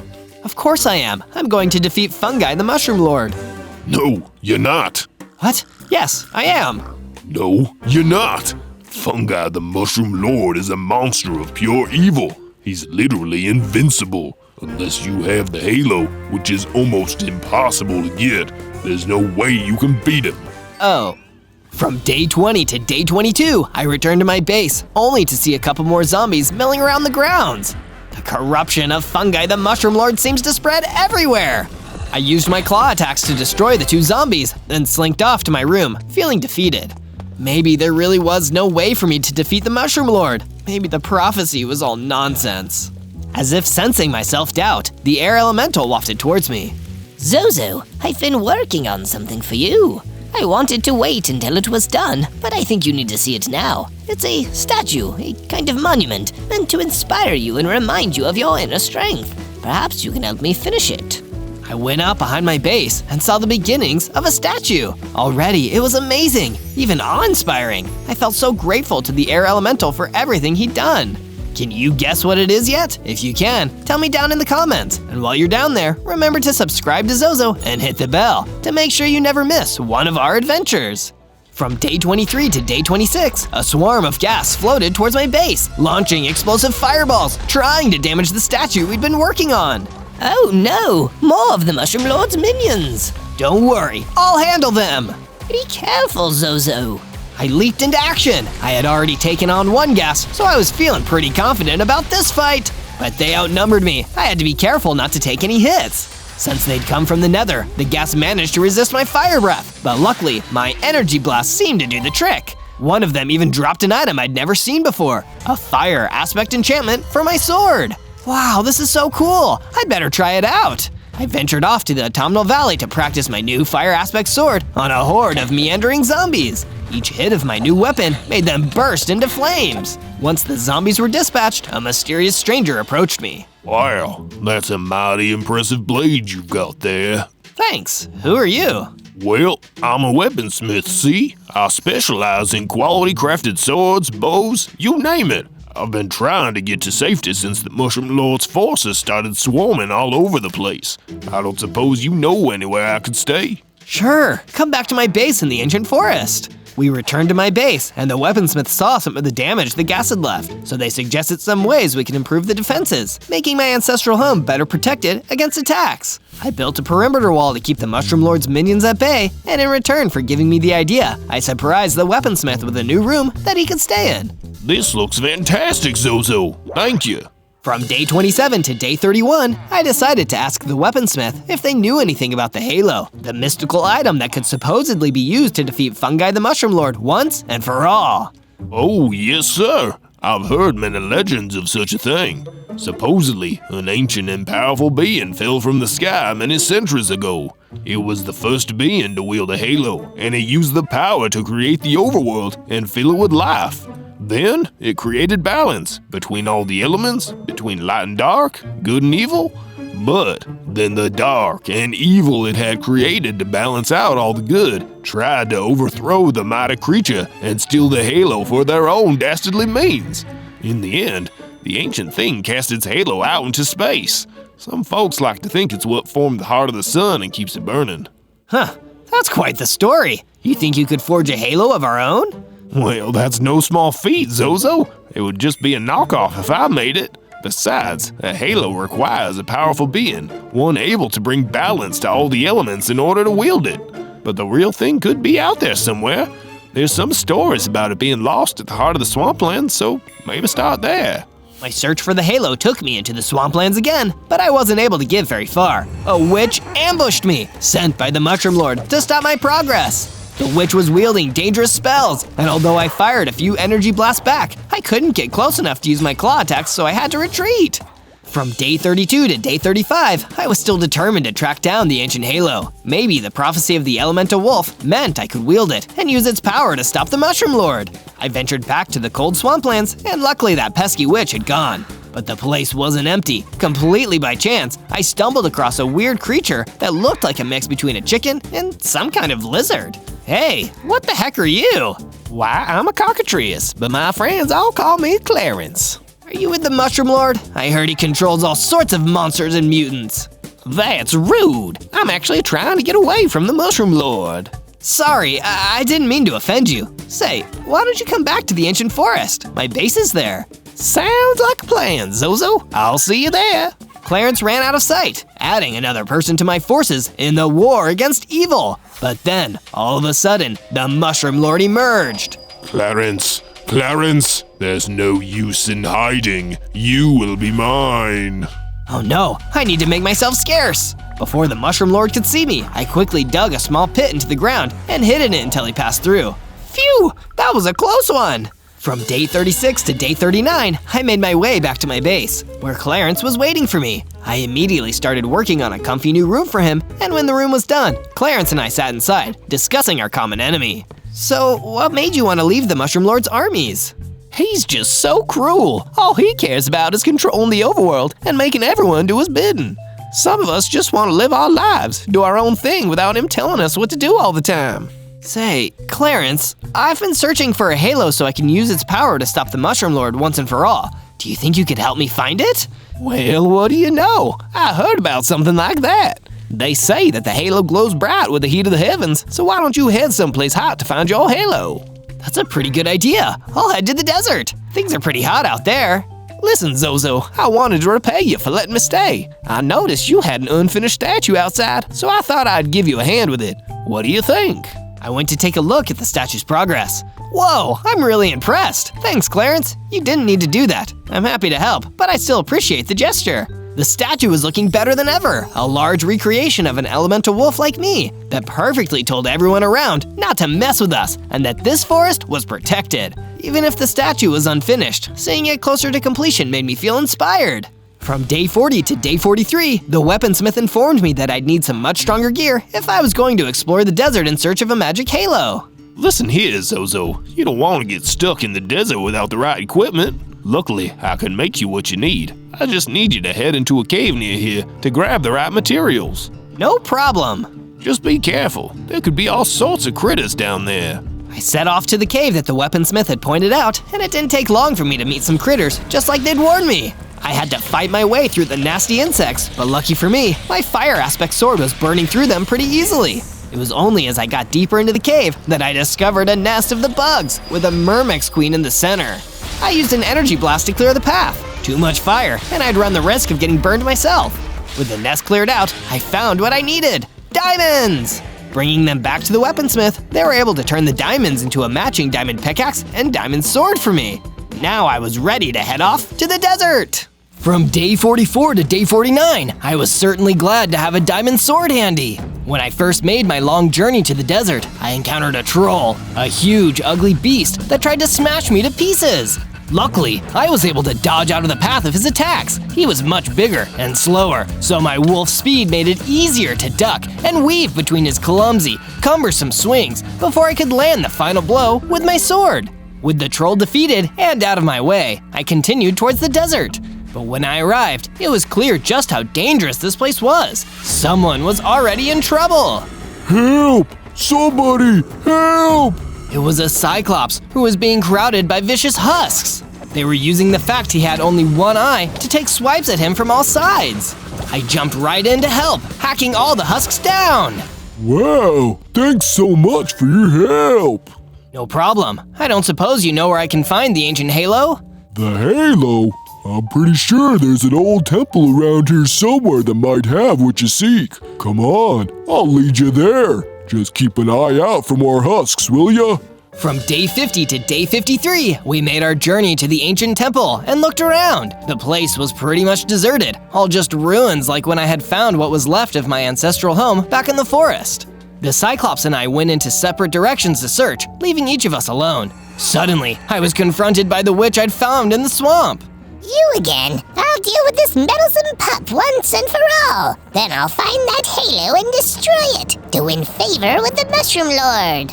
Our battle began, and I had to move out of the path of the witch's spells. I'd faced off against that powerful magic before, and it had almost taken me out. But I had more experience now. I'd learned from my past defeats, and I'd come with new weapons.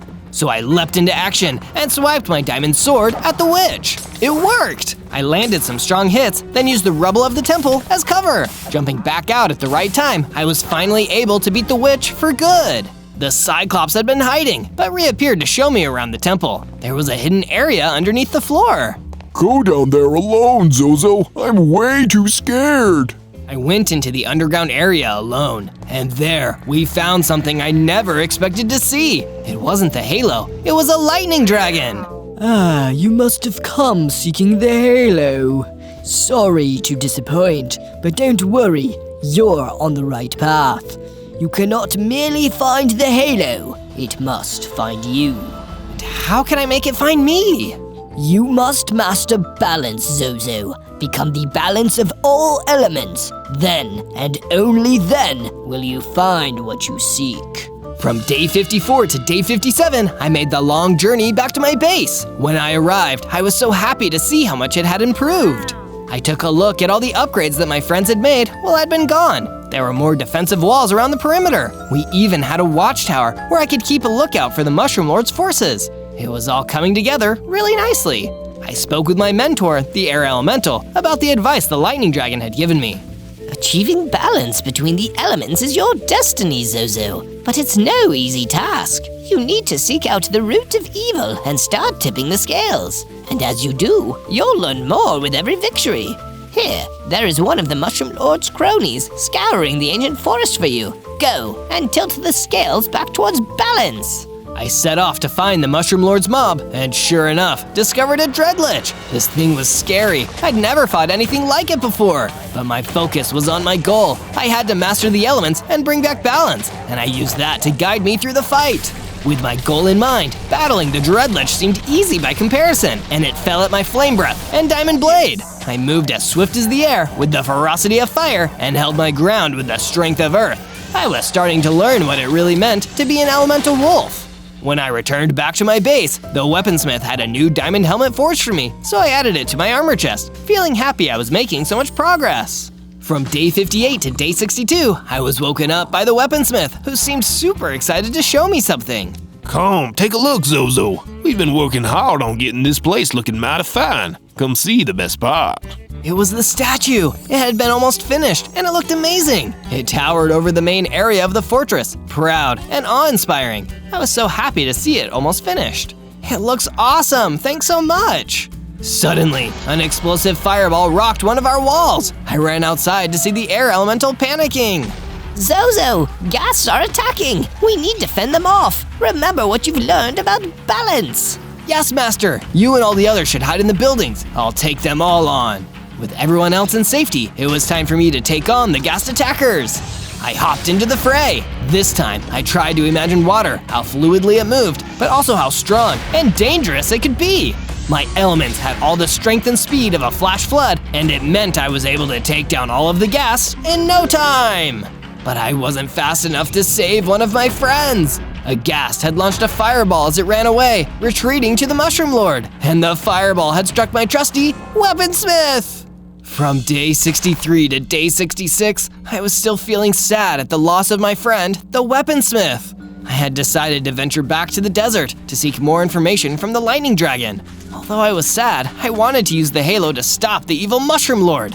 I remembered my goal, balance. Not just balancing the elements, but also finding the right balance of my emotions too. I allowed myself to be sad for my friend, but also had to make sure I didn't let anger or hatred get the better of me. When I returned to the temple in the desert, the lightning dragon was nowhere to be found. That was strange, I thought. But then again, he had been cooped up underground for who knows how many centuries. Maybe he just needed to get out and do some sightseeing.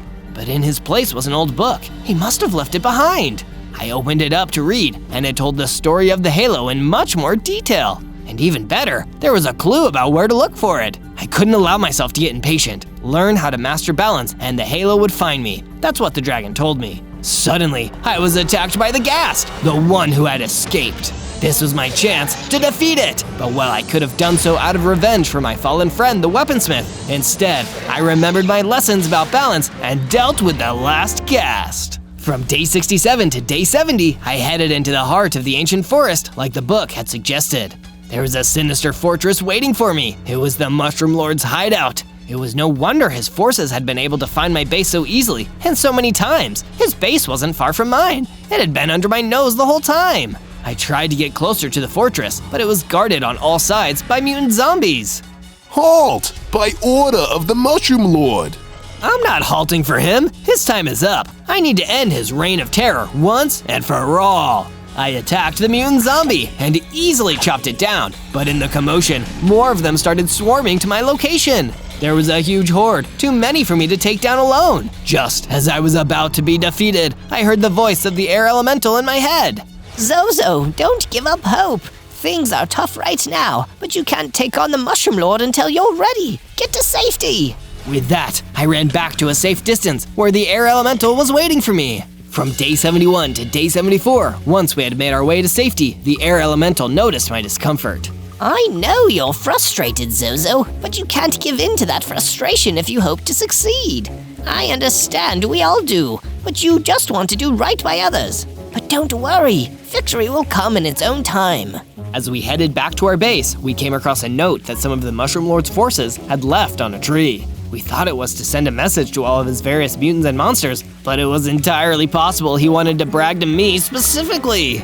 Good news, my minions. I have in my possession the ancient halo. It was not lost. I have had it all along. But we cannot be complacent. The last thing we want is Zozo getting his hands on it. So be alert, and if you spot that elemental wolf, you know what to do!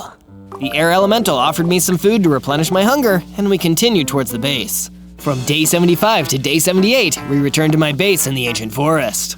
Although my spirits were pretty low, seeing how much my home had been improved was enough to make me smile again.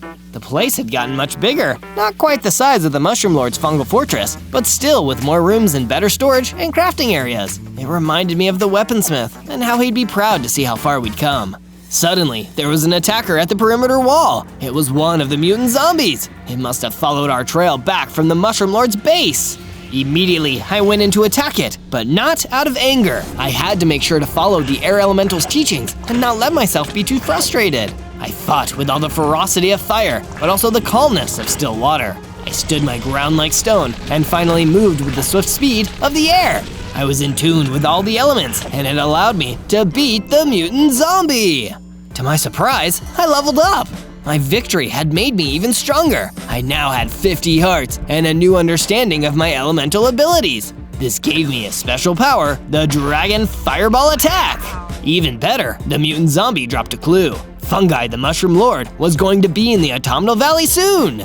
From day 79 to day 84, I headed off to the Autumnal Valley, where I had first encountered the Mushroom Lord. Back then, I had learned that he was planning to unleash the Great Change and turn everything in the Overworld into an awful fungus-filled realm. But how was he going to do it? Was that what he needed the halo for? And why come to this place specifically? My thoughts were interrupted by another cockatrice popping out in front of me. Hey, who are you?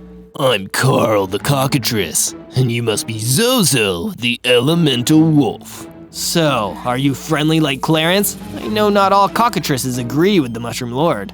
Oh, you want to find the Mushroom Lord? Well, he's planning to use the winds here to carry his fungus spores across the overworld. Here, I can take you to him. I trusted the cockatrice like Clarence, but to my surprise, he turned on me. He was still loyal to fungi. We battled, and I used my dragon fireball attack to finish off Carl. From day 85 to day 89, I decided to find anyone else that could help me put a stop to Fungi the Mushroom Lord's plans. I thought the most knowledgeable person to ask, after my mentor the Air Elemental, would be the Lightning Dragon. So I headed back to the temple where he had been before. But sadly, he still hadn't returned. That's when the Cyclops popped back up. Oh, hey there, Zozo! Hi, you're the Cyclops from before, right? Yes, sir. Simon's the name. Didn't get a chance to thank you for dealing with that witch and those zombies before.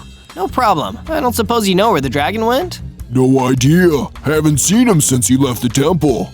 That's a shame. I really needed his advice. Anything I can help with? It's the least I could do after you helped me out. I don't suppose you know how I can get the halo and defeat Fungi the Mushroom Lord? Fungi? Well, the halo would help you for sure, but you mean you haven't tried netherite yet? Netherite?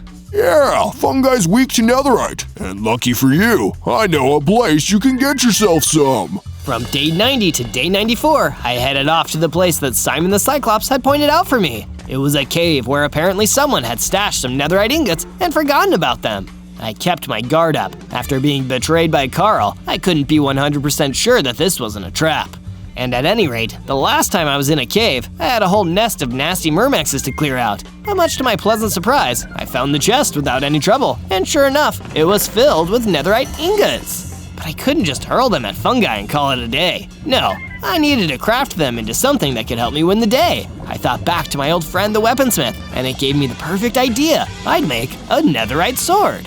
Luckily, there was something that looked like a smithy right next to me. By combining the ingots with my trusty diamond sword, I was able to turn it into a brand new netherite sword, one that would weaken the Mushroom Lord when we next battled. From day 95 to day 97, I made my way back to my base in the ancient forest. It had been a long journey, and the ancestral home of my fellow elemental wolves was almost restored to its former glory. There was just one final touch. Here, Zozo, we've been working on it to keep your spirits up, but you should be the one to put the final piece in place. With that, I added the final piece to the elemental wolf statue.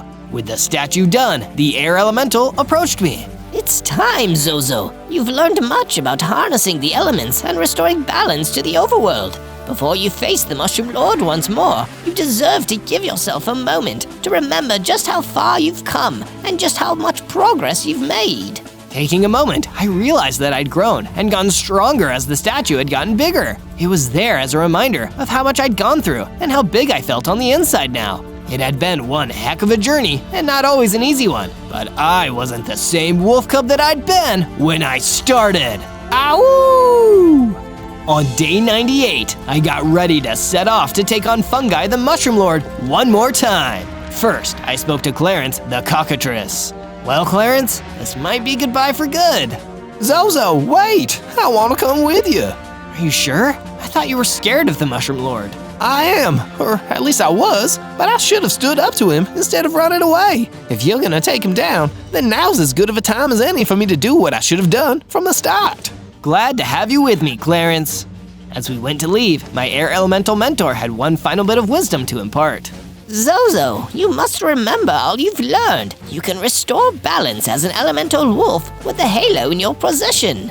You'll be able to bring all the elements of the overworld into harmony once again. But there is one final thing you must do. If you've been enjoying this video, be sure to hit the like button, leave a comment, and subscribe to the channel.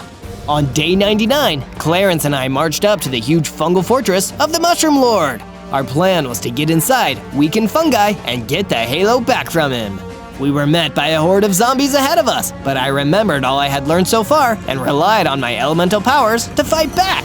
My dragon fireball attack took out a bunch of them as I used fire and air at the same time.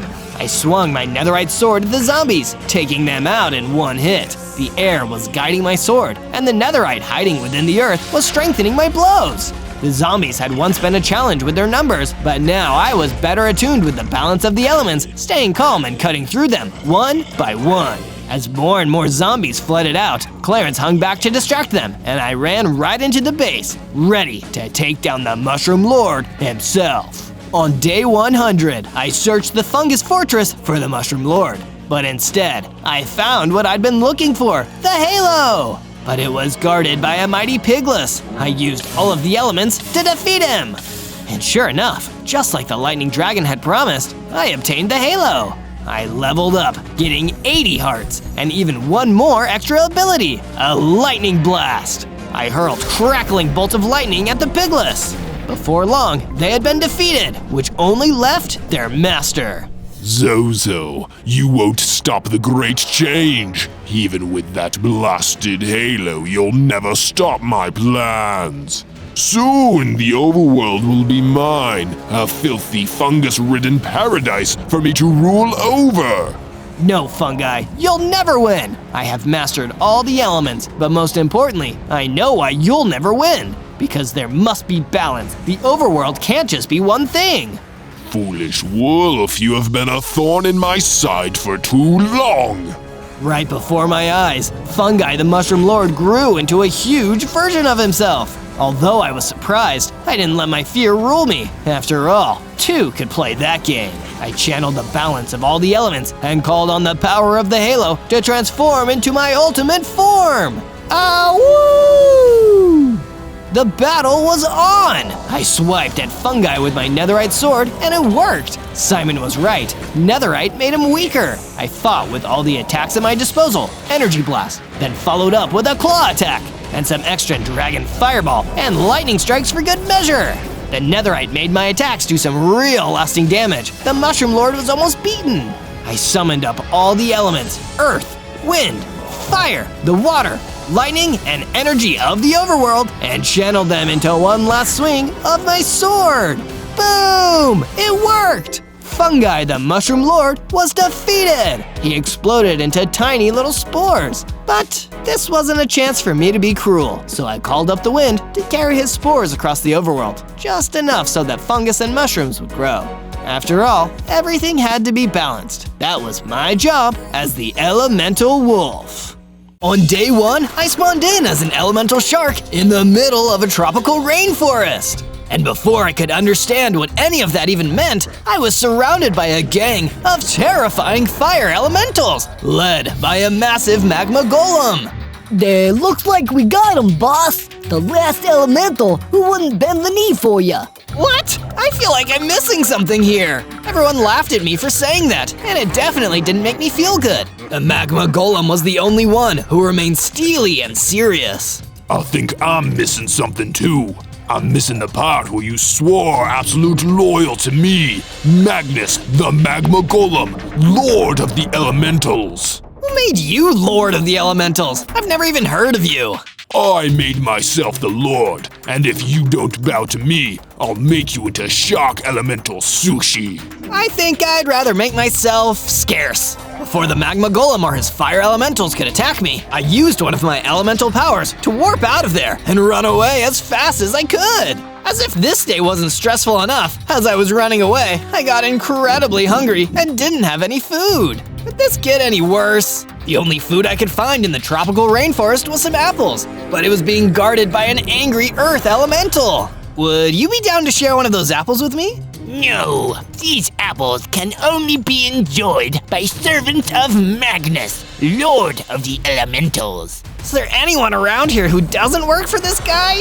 I fought the earth elemental with my bare fins until I gave up and ran away. Finally, I was able to at least enjoy an apple. This is the one nice thing that's happened to me today. What's going on here?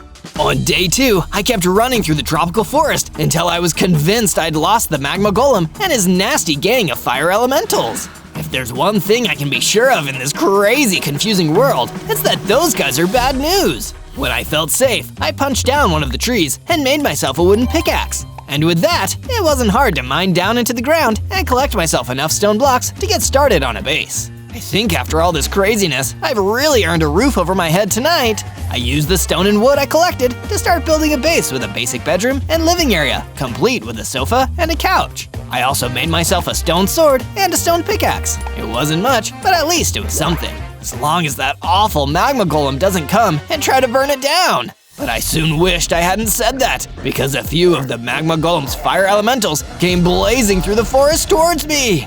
You thought you could escape us, didn't you, kid? Nobody escapes Magnus or his minions. Sooner or later, you're gonna give in to his demands or be destroyed. But why would I want to work for a guy like him? What is he even planning? You're not important enough to know that. Come on, boys, let's torch him. The fire elementals came for me, and I used my stone sword to fight them back until they were nothing more than ashes. I still don't understand what's happening here. What is this Magnus guy planning, and what part do I play in all of this? You better watch to the end if you want to help me find out. On day 3, I decided it was time to investigate what was going on. After all, if I didn't know the truth, I was at a disadvantage. I started exploring around the tropical rainforest until I found someone who wanted to talk to me about it, and that someone just so happened to be a scary-looking monster mushroom named Fungo. To my surprise, he was friendly. Please, Fungo, tell me about what the deal is with Magnus, the so-called Lord of the Elements. He's been hassling me ever since I spawned here. Ah, that makes a lot of sense. You're a shock elemental, right? And as his name suggests, Magnus, the Lord of the Elementals, wants to get control of as many of the elementals as he can. And if you want to get them too, chances are the only way you're going to be able to do it is by taking the fight to him. Defeat Magnus? Maybe if I get stronger I could do that, but why? I don't understand why he's doing this. Well, take a seat on that log over there, buddy, because that's a much longer and wilder story. So I did as I was told and sat down, but nothing could prepare me for what I was about to hear. From day 4 to day 5, I sat down and listened to the story Fungo the Monster Mushroom told me about Magnus the Magma Golem. First, you need to understand that golems are always created by villagers. They are not natural creatures, and as such, they are completely at odds with the natural elements of the world. But when Magnus was created, he learned to hate his own unnaturalness. He was so frustrated by it that he wanted to conquer the elements and make them work for him. One by one, he subdued the fire elementals, the earth elementals, the air elementals, and the water elementals. Through their allegiance, he may be able to control all the forces of the natural world. And in order to defeat him before he becomes too powerful, you'll need to master all 4 of the elements and gain their powers. Oh, just like in Avatar: The Last Airbender. Wait, you've seen Avatar? Sweet, that's gonna make all of this a lot easier to understand. Be careful out there, Zozo. If you can get strong enough and gain all these powers, you can save us all. But to help with the learning process, you'll need to find a mentor. Do you know where I can find one? Nope. Good luck. From day 6 to day 8, with all the new information that Fungo the Monster Mushroom had given me stewing around in my head, I started making my way back to my base. So, I need to find a mentor. How can I track one down? It's not like they have a directory website, but my frustration and self-pity was interrupted by seeing an innocent swamp pig being picked on by more of those evil fire elementals. Please, guys, leave me alone. I'm just doing my daily exercise. Little piggy's trying to exercise. Hilarious. We can help you warm up. Oh yeah, we'll fry your bacon. These are extremely insensitive jokes, guys. Please leave me alone. But I knew they'd never leave that poor swamp pig alone. Not unless I made them. That's why I pulled out my stone sword and ran in to fight them off. Leave that innocent pig alone, you meanies! It didn't take me long to defeat them all and rescue the swamp pig from a fiery doom. Needless to say, he was relieved. Thank you, kind stranger. I'm Sammy the swamp pig. You have done me a great kindness today, and I'll never forget it. No problem, Sammy. I'm Zozo, by the way. Say, do you have any idea where I might find a mentor? I really need one to help me save the world. Well, I did hear rumors about a great teacher who lived near water somewhere, but that's all I know. Still, I want to help you, Zozo. I really owe you one. How about you come back to my base? I could really use some allies right now. I led Sammy the Swamp Pig back into my base and started building a new room in my base for him to stay in. And make sure you keep watching until the end, because the craziest parts are yet to come. From day 9 to day 10, I found a huge underground cavern in the tropical rainforest where I could search for rarer materials. The deeper and darker I descended in, the more veins of iron ore I found. I mined and collected the iron ore and then constructed a furnace underground to smelt into iron ingots. Now it's time to make myself some awesome new equipment. I made a set of iron armor, an iron sword, and an iron pickaxe. And not a second too soon, as I heard something terrifying skittering around in the dark. I turned and saw a giant skulk scorpion crawling towards me, looking like it was ready to attack.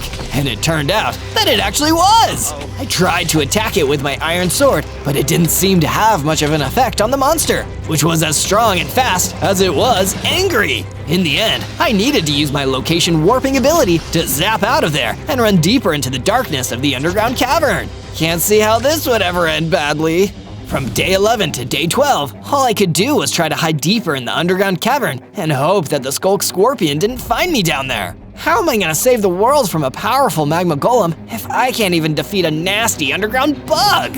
Deep in the dark, my greatest enemy wasn't the skulk scorpion or even Magnus, the lord of the elementals. It was just pure boredom. So when I found a dusty old book, you can only imagine how relieved I was. I certainly never expected that this book would contain the secret to Magnus's rise to power. It was filled with strange Latin text, but then I opened the book to a section called the 3 Enforcers. It described 3 terrifying and powerful golems who worked for Magnus: the Bone Golem, the Diamond Golem, and the Bedrock Golem. These 3 golems were vital for keeping all the elementals in line, and if I was able to defeat all 3 of the Enforcer golems, Magnus's control over elementals would probably collapse. Now I know what I need to do. If I defeat the 3 Enforcers, defeating Magnus afterwards would be easy. But I was celebrating a little too loudly. Suddenly, a vicious fire salamander, a powerful underworld creature, ran towards me.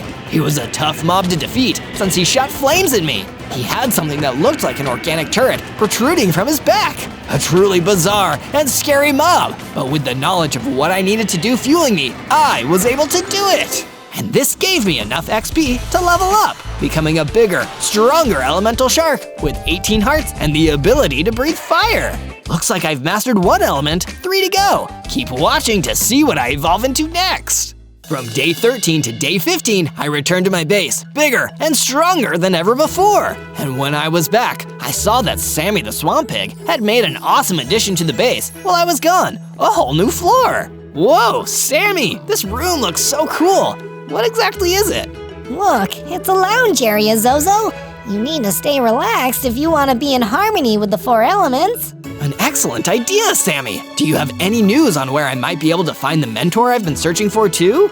I've heard of some strange activity near a pond deep in the tropical rainforest. Maybe that has something to do with it. On Sammy's advice, I ventured out deeper into the tropical rainforest until I found the pond and what looked like a crimson wizard waiting outside it. Stay back, Elemental! I will not serve your master! He fired an energy blast at me that took off a few of my hearts and prepared to fire another. Wait, you don't understand. I'm an elemental, but I don't work for Magnus. I'm trying to defeat him. I'm just looking for a mentor that will help train me to stop him. Oh, I see. Sorry about firing an energy blast at you there, old chap. You can't be too careful these days with Magnus and his minions around. It's okay, I understand. So, can you mentor me, Mr. Wizard? I'm afraid that isn't my area of expertise, but I also wish to stop the diabolical Magnus. You and I can work together to make that a reality. It never hurts to have magic on your side, I guess. Come on back to my base with me. Let's work together.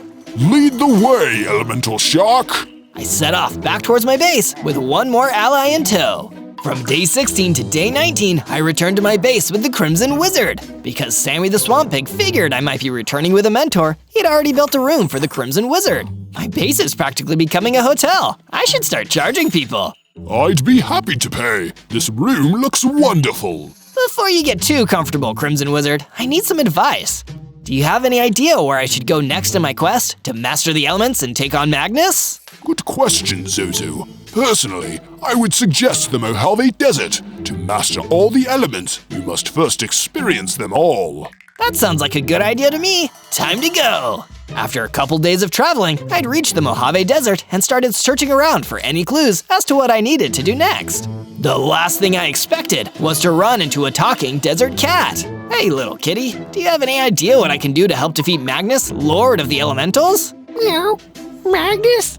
You mean the magma golem? I think some of his henchmen are around here, just a little further west in this very desert. Maybe go defeat them, and I'll see whatever information I can provide afterwards. That's so convenient. Thank you, Desert Cat. From day 20 to day 22, following the cat's instructions, I went further west into the Mojave Desert. It didn't take me long to find a gang of rowdy air elementals who were just itching for a fight. Hey, look! It's that elemental shark who defied the orders of Lord Magnus. Yep, that's me, but I'm not here for you small fries. That'd be a waste of my time. Small fries? Oh, buddy, you are gonna regret saying that. They flew over to attack me, but I was ready. With my iron sword, I cut them down and defeated each one of them until I was the last one standing. Or so I thought.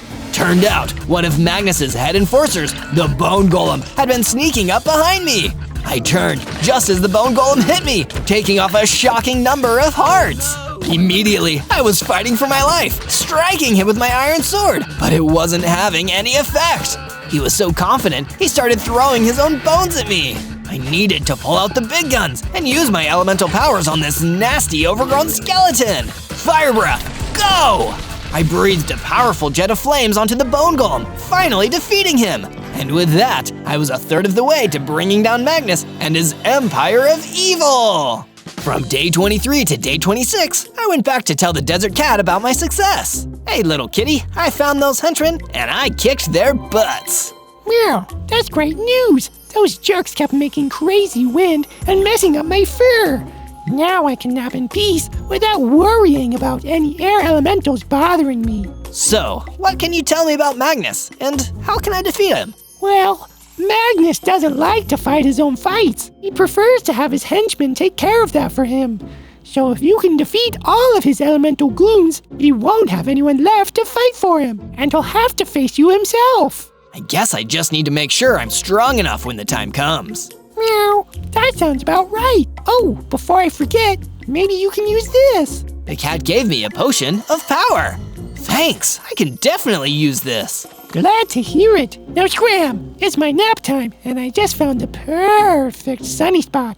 You got it. I left the cat and continued walking through the desert until I found a new area. When I got there, I was jumped by some earth elementals. Say, it's the wise guy who thinks he can defy Lord Magnus. Let's get him, boys. Not if I get you first. Fire breath, go!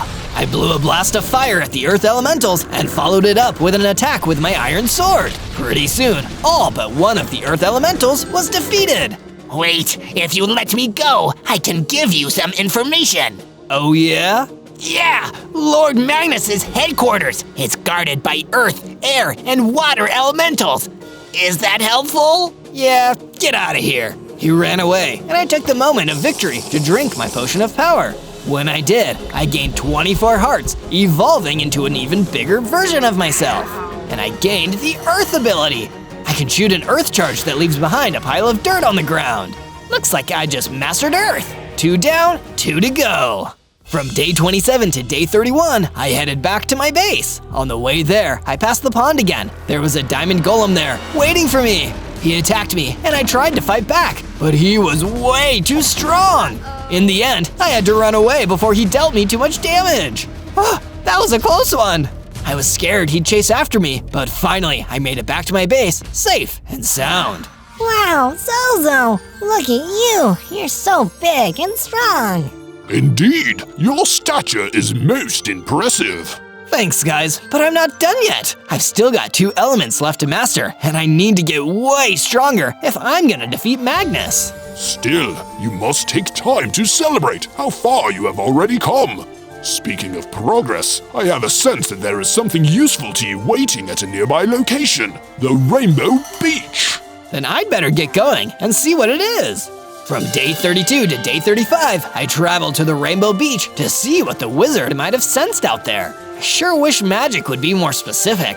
Oh well, I guess that's just how magic is. As I was looking around, I spotted an iron golem up ahead. Hey there, do you know anything about Magnus? Don't you ever say that name to me! How dare you bring him up in my presence! Oh wait, I didn't mean to offend you. Before I could explain, he attacked me. I drew my sword and fought back, but he was really strong. Turns out though, so was I. After fighting for a while, it became pretty clear that we were evenly matched. Please, let's stop this and just talk. You're lucky I'm getting tired. Fine, talk. I get the feeling you don't like Magnus much. Don't like him? That's an understatement.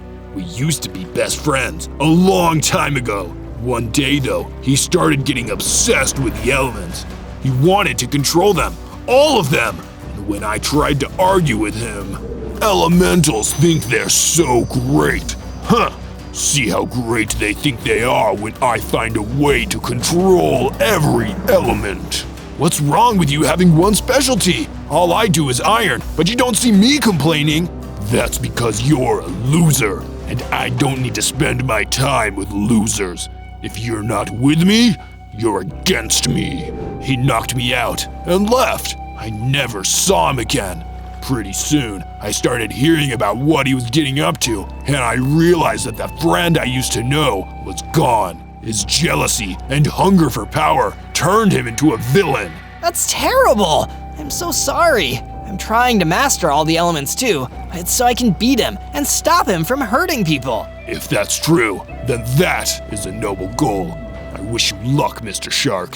Thanks. The name's Zozo. From day 36 to day 39, I traveled back to the tropical rainforest. I really need to upgrade my armor. Let's see what I can find here. If armor upgrades you do seek, then it is to me that you should speak. Who's there? And why are you rhyming? A monster mushroom jumped out from behind a tree. Sorry, when I get nervous I talk in rhymes. I know where you can get some upgrades. Lord Magnus's base is empty right now, and there are plenty of supplies to be found in there. It's not like he deserves them. You might as well take them. Sounds good to me, but where's his base? In the swamp surrounded by lava. Do me a favor though, if you see a big mean fire elemental running with a gang of other fiery jerks, would you defeat him for me? He tried to hurt me, and I'd rather he not get a chance to try again. You got it! Thanks for the help! Following the monster mushroom's directions, I managed to make my way to the swamps and Magnus's base. From day 40 to day 43, I fought my way into Magnus's base. There was only a few wither skeleton guards, and it was easy to beat them. Then, I ran inside. Jeez, this place really suits the guy. It looks as mean as he is. I didn't have much time to look around because the diamond golem from earlier was inside. Uh-oh, this guy again. I've got to do a better job this time. I started with my fire breath, then followed it up with a sword attack.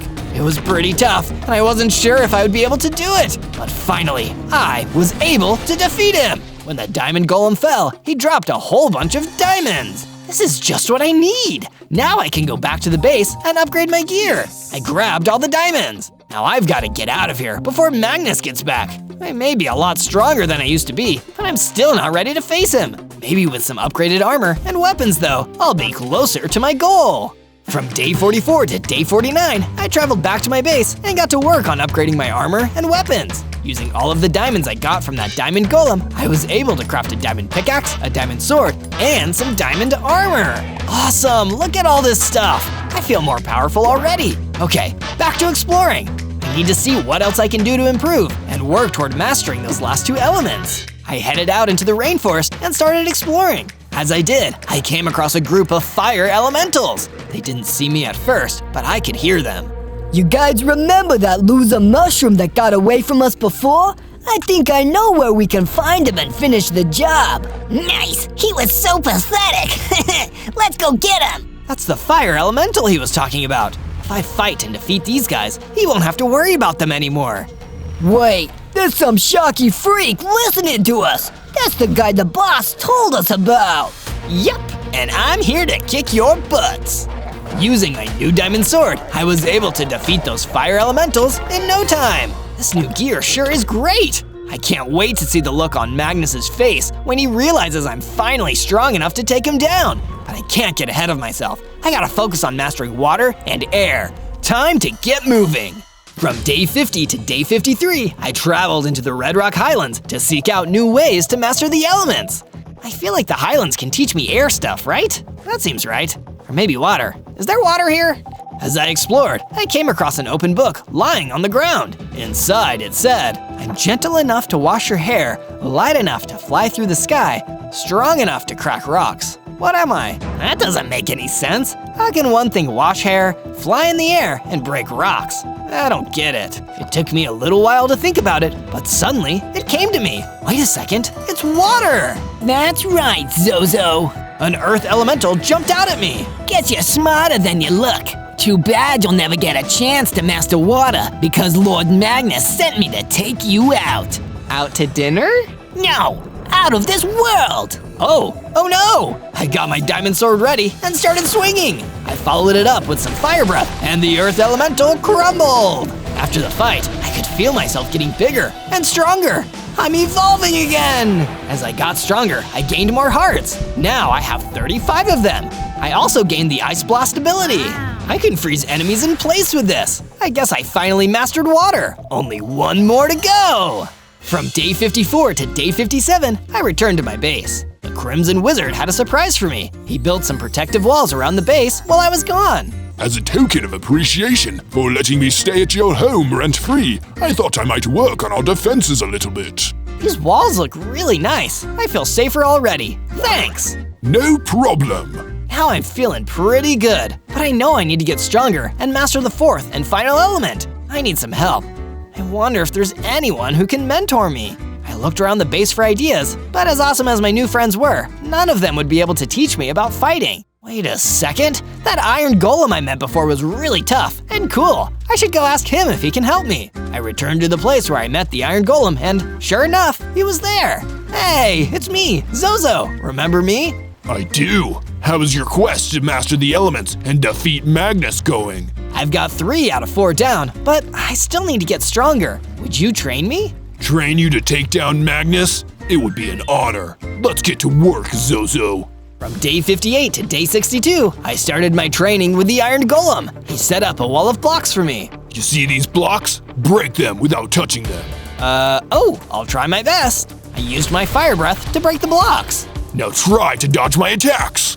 He ran at me and attacked, and I dodged. He had me do a bunch of different challenges and training exercises. I had to run up and down the beach, go out into the water and swim back, and test out all my new powers. By the time I was done, I was exhausted, but I also gained more strength. Sweet! This will help my sword hit even harder. But I haven't mastered air yet. Not yet, but you've made some great progress. I'm proud of you. Thanks for all your help. You've been a great mentor. From day 63 to day 66, I went back to my base. When I got there, I saw a group of water elementals running away from the base. What the? Oh no! They had destroyed my base and destroyed some of the walls. Zozo, help! These miscreants kidnapped the swamp pig. No! I was able to catch up with one of the water elementals and I hit him with my pile of dirt. Tell me where they took my friend or I'll hit you again. Zoinks! Don't do that! They took the pig to Lord Magnus's base. There's a prison cell attached to it. They're gonna throw him in there. And I've got to get over there too. No time to waste. I need to save my friend. I'd let the water elemental go and set off toward the Wailing Garth to rescue the swamp pig. From day 67 to day 70, I traveled to Magnus's base on a swamp pig rescue mission. When I reached the swamps, I saw a big cage in the base, and there was the swamp pig trapped inside. Don't worry, I'll get you out of there. Yeah, right. You'll have to go through us first. The water elementals closed in around me, but I had a plan. Maybe I should give you guys the cold shoulder. I fired my Ice Blast ability at the water elementals, freezing them in place. Then I used my diamond sword to take them out, one by one. The last water elemental dropped a key to the cage. Now let's get you free. I used the key to unlock the cage and let the swamp pig out. Thank you, Zozo. I knew you'd save me. What are friends for? Now let's get out of here before Magnus comes back. We ran back to the base together, and much to my surprise, when we got back, all the damage was fixed. Wow, who did this? I did. I also added some guard towers so we can see threats coming if any more of Magnus's henchmen decide to attack us again. Awesome, thank you so much. From day 71 to day 74, I wasn't sure what to do next. Can I learn about how to master air? I just don't know.